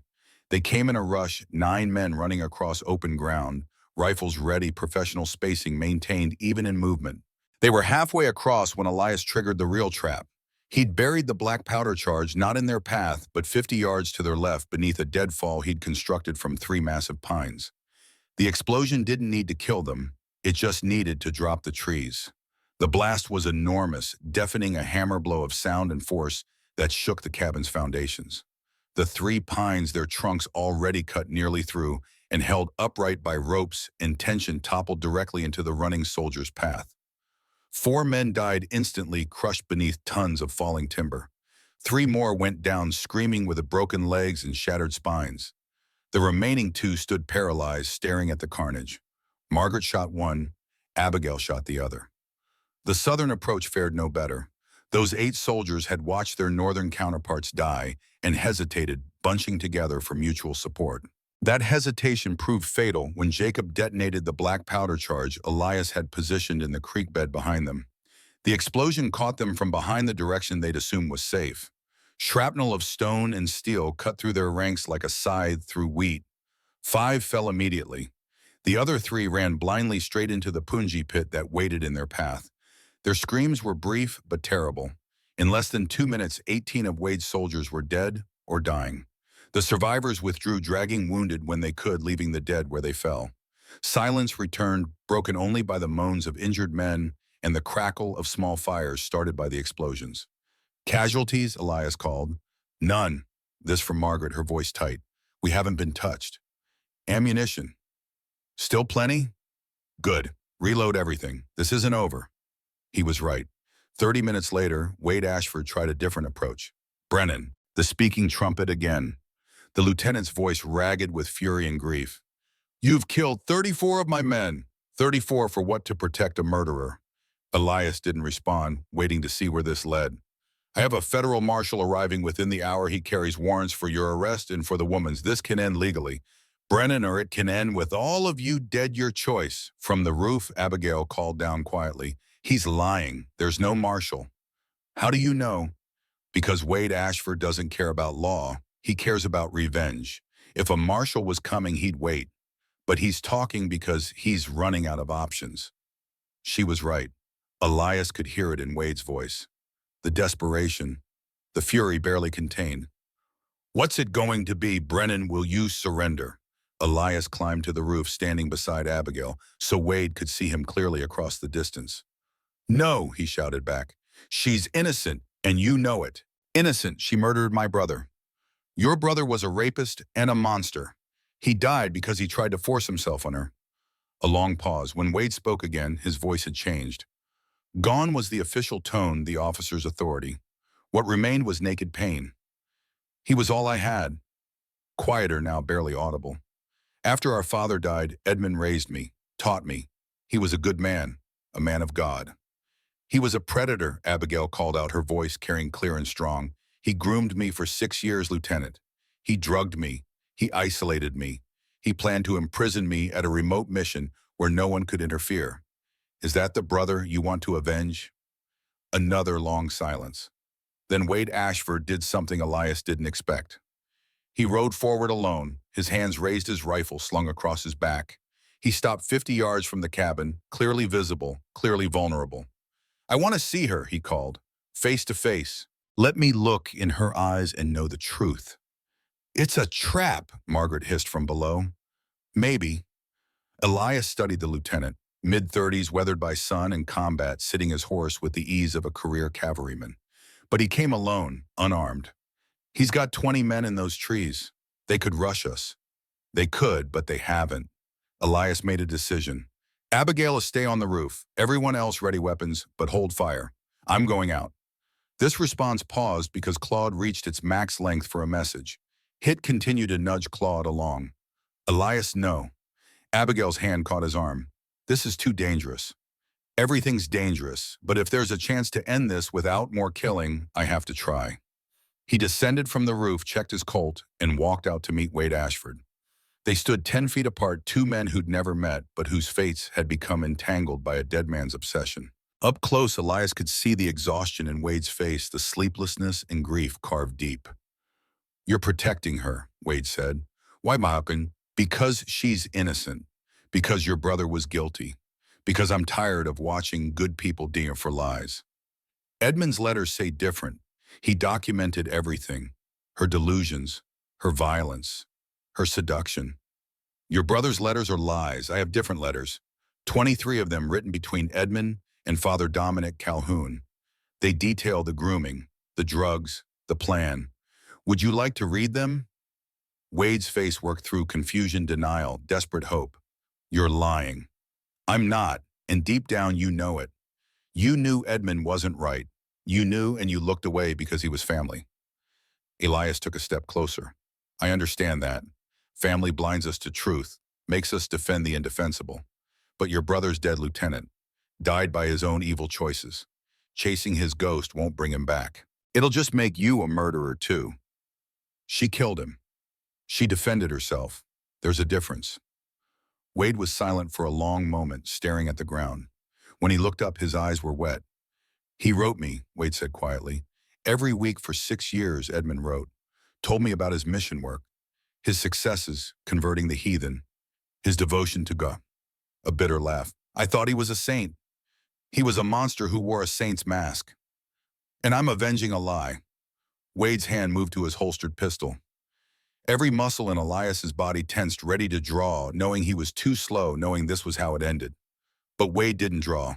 He unbuckled his gun belt and let it fall to the ground. I can't, he said. I can't keep killing for a dead man's honor when that honor was fiction. He looked up at the cabin at Abigail, visible on the roof.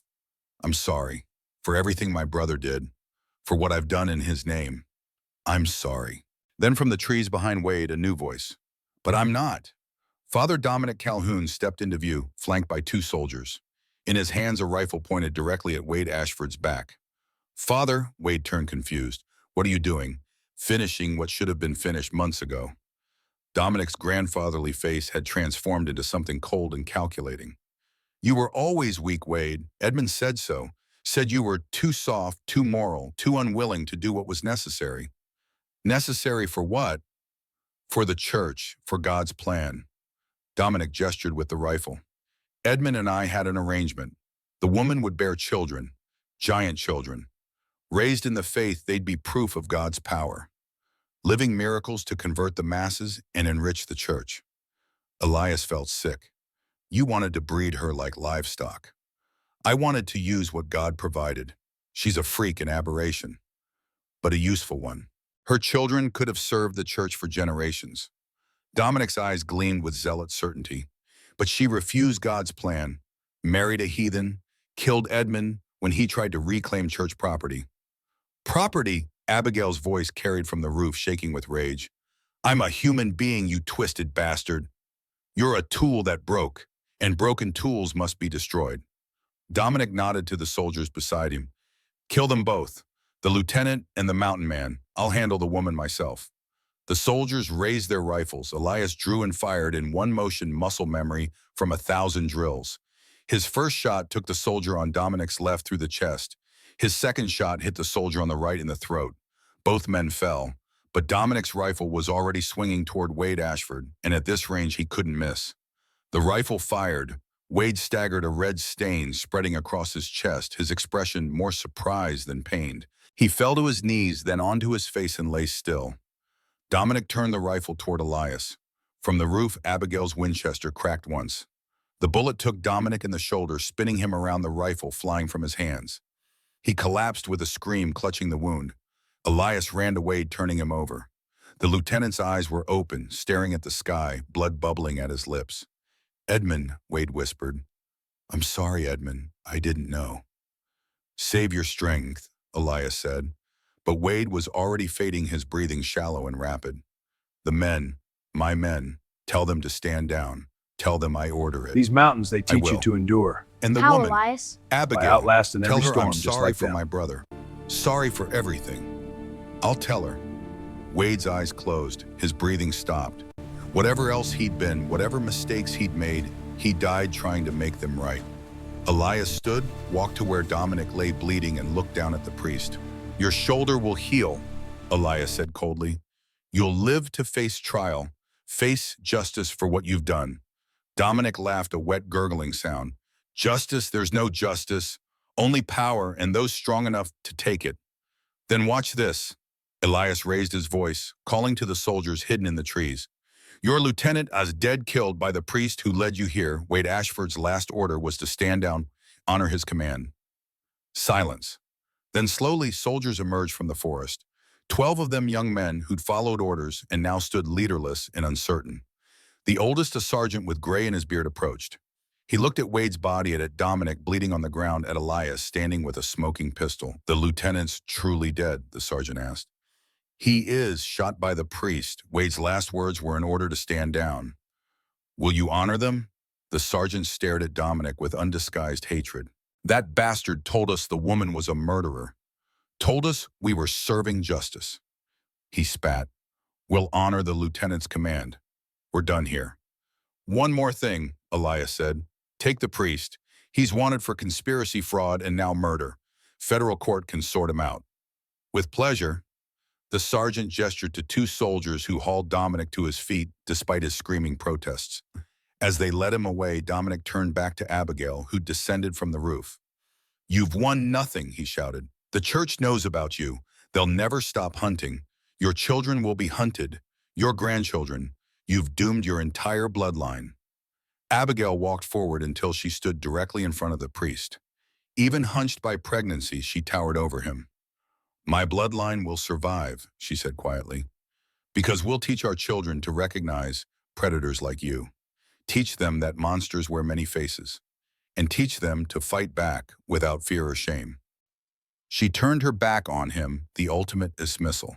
Dominic was still screaming. The soldiers dragged him into the trees. Aftermath. They buried Wade Ashford on the mountain, a simple grave marked with stones. It seemed right somehow. He'd come seeking revenge and found truth instead, died trying to make peace with the consequences of blind loyalty. The other bodies, 34 soldiers and bounty hunters, the army collected for burial in town. Margaret's trading post became a temporary morgue, the proprietor helping load corpses onto wagons with grim efficiency. 34 dead, Margaret said as they watched the last wagon depart. 34 families getting letters about sons and husbands who won't come home. "They chose to come," Elias replied, but the words felt hollow even to him. Did they follow orders and believe lies? She looked at him, her eyes tired. "War's easy when you're in it. Living with it after is the hard part." 3 days later, a federal marshal arrived from Denver. His name was Clayton, a weathered man in his 50s who'd seen enough of frontier justice to be skeptical of everyone's story. He listened to Elias's account, read Edmund's letters, interviewed Abigail, Margaret, and the surviving soldiers, examined Dominic's forged documents. Finally, he delivered his judgment. "Sister Abigail Thorne, I'm recommending all charges be dropped. Father Edmund Ashford's death was justifiable self-defense. Father Dominic Calhoun's testimony is tainted by his own criminal conspiracy. The church's custody claim is based on forged documents. Your daughter is legally yours." Abigail, who'd been holding her breath, released it in a sob. "Thank you." "Don't thank me yet. There's conditions." Clayton pulled out official papers. "You're required to report to federal authorities every 6 months for 5 years. Stay out of trouble. Raise your child right. Give the church no excuse to revisit this." "I will, I promise." "Good." The marshal turned to Elias.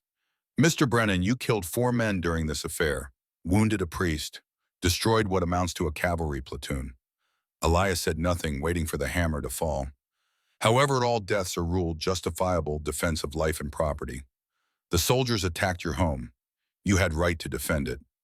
Clayton almost smiled. "Helps that every surviving soldier swears Dominic Calhoun manipulated them with lies. They're not pressing charges.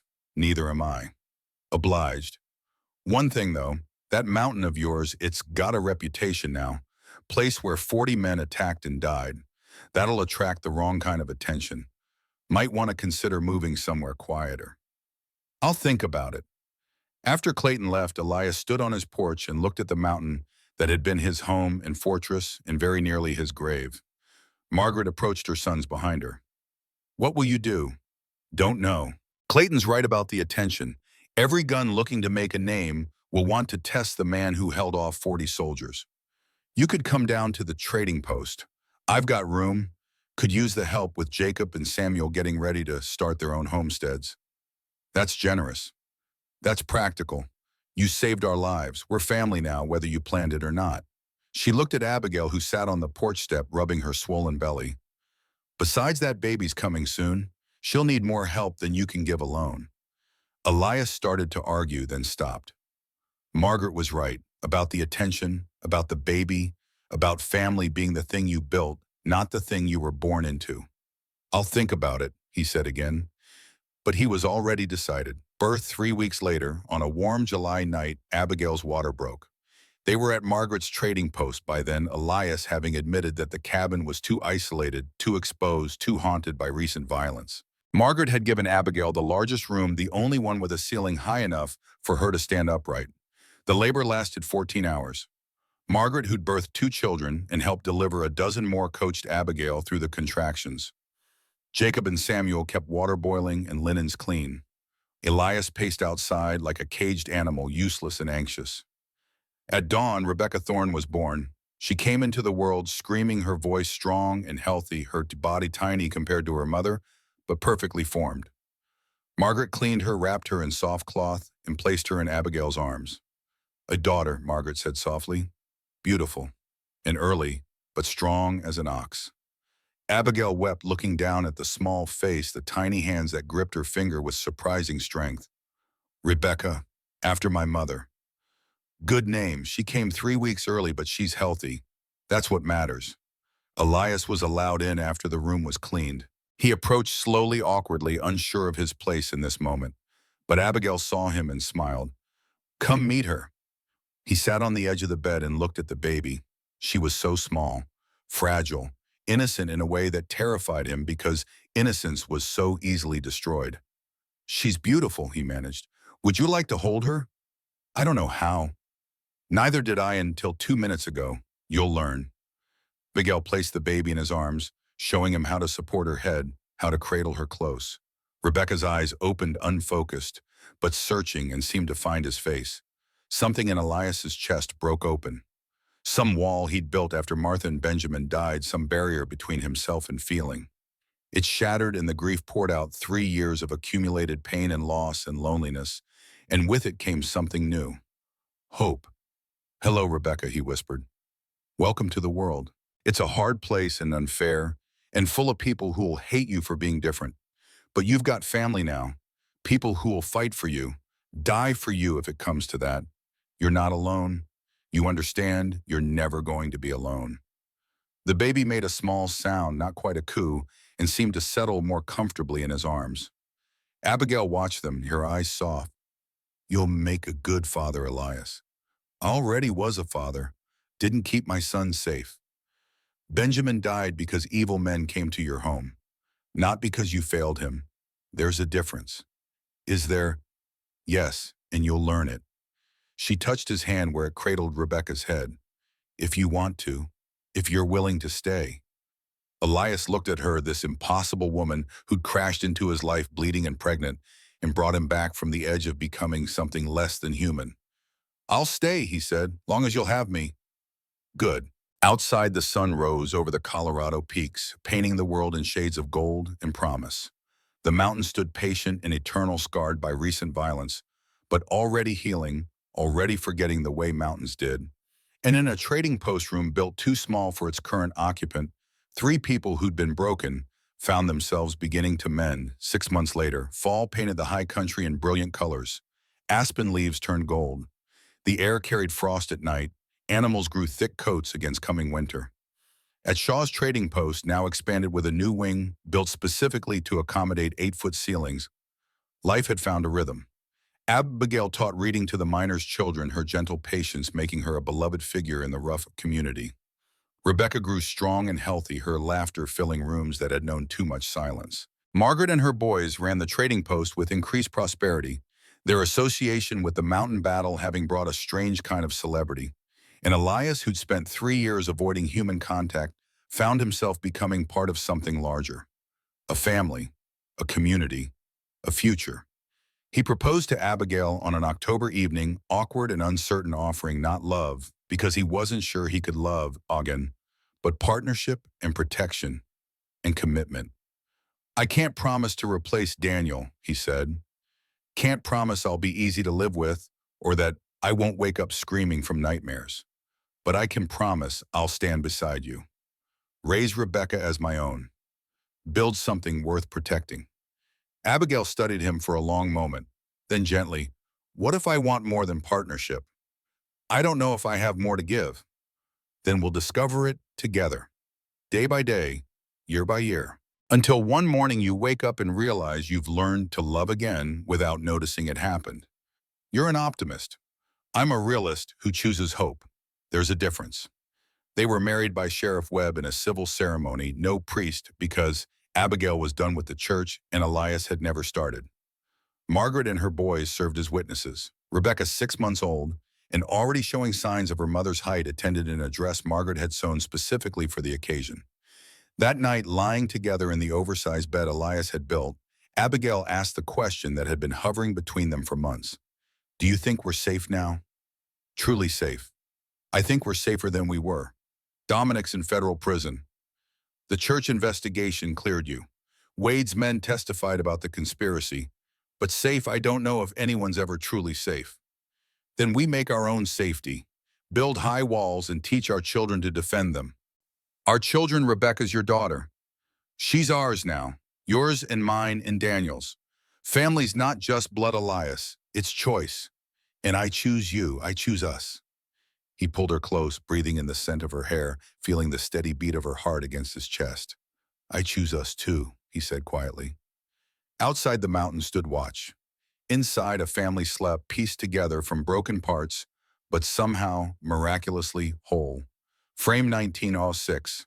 Final evening thunder cracked directly overhead, announcing the storm's arrival. Rain began to fall first in scattered drops, then in sheets that turned the world to water and sound. Benjamin sat riveted, his coffee forgotten and cold.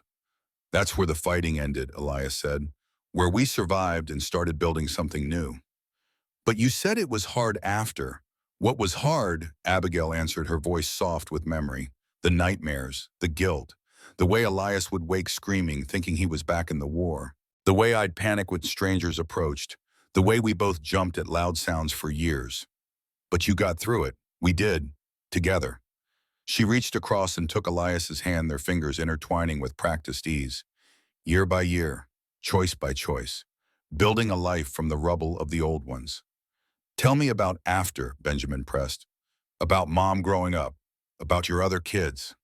Your mother, Elias said, grew to be 6'2", tall enough to be remarkable, but not so tall people stared in shock. She was brilliant, kind, took after her mother in the important ways. And Uncle Benjamin, the boy referred to as Uncle Elias's biological son, born 3 years after Rebecca. Was he a mountain man like you? Benjamin was a scholar, went to university back east, became a teacher like his mother. Elias smiled. Disappointed me at first, if I'm honest. Wanted him to learn the woods and hunting, but he taught me something important. That strength comes in different forms, that the pen can be as mighty as the rifle, that building is harder than destroying and therefore more valuable. The rain intensified, drumming on the roof, running in rivulets from the eaves. Lightning split the sky, illuminating the peaks in stark relief. I learned other things too, Elias continued. Learned that love doesn't replace love, it adds to it. Martha and Benjamin will always be part of me, but Abigail and Rebecca and Benjamin the younger, they're part of me too. Different parts, all precious. And the mountain, Benjamin asked. Did you ever go back? Once, 10 years later. The cabin was still standing, though animals had gotten in and weather had done its damage. Outlasting every storm, I just like repaired them. it. Keep it maintained. Sometimes I go there when I need to think, to remember who I was and who I became. Do you regret what happened? The killing. Elias was quiet for a long time, staring out at the rain-swept darkness. I regret the necessity, he said finally. Regret that the world's built in a way that good people sometimes have to do terrible things to protect what matters. But I don't regret the choices. Given the same circumstances, I'd make them again. Even knowing the Qur'an, especially knowing the Quran, because the alternative was losing your grandmother. Losing Rebecca before she was born. Losing the chance to build this family. And that cost would have been higher than any amount of blood on my hands. Abigail stood, pulling her shawl tight against the cold air the storm had brought. Come inside, both of you. You'll catch pneumonia sitting in this weather. One more minute, Elias said. She smiled, recognizing his need, and went inside alone. Grandfather and grandson sat in comfortable silence, listening to the rain, each lost in their own thoughts. Grandpa, Benjamin said finally, were you scared during the battle? Terrified, every moment. But you fought anyway. Had to. Fear's not the problem, boy. Fear's natural. Healthy even. Keeps you sharp. The problem is letting fear stop you from doing what needs doing. How do you know what needs doing? You ask yourself what you're protecting.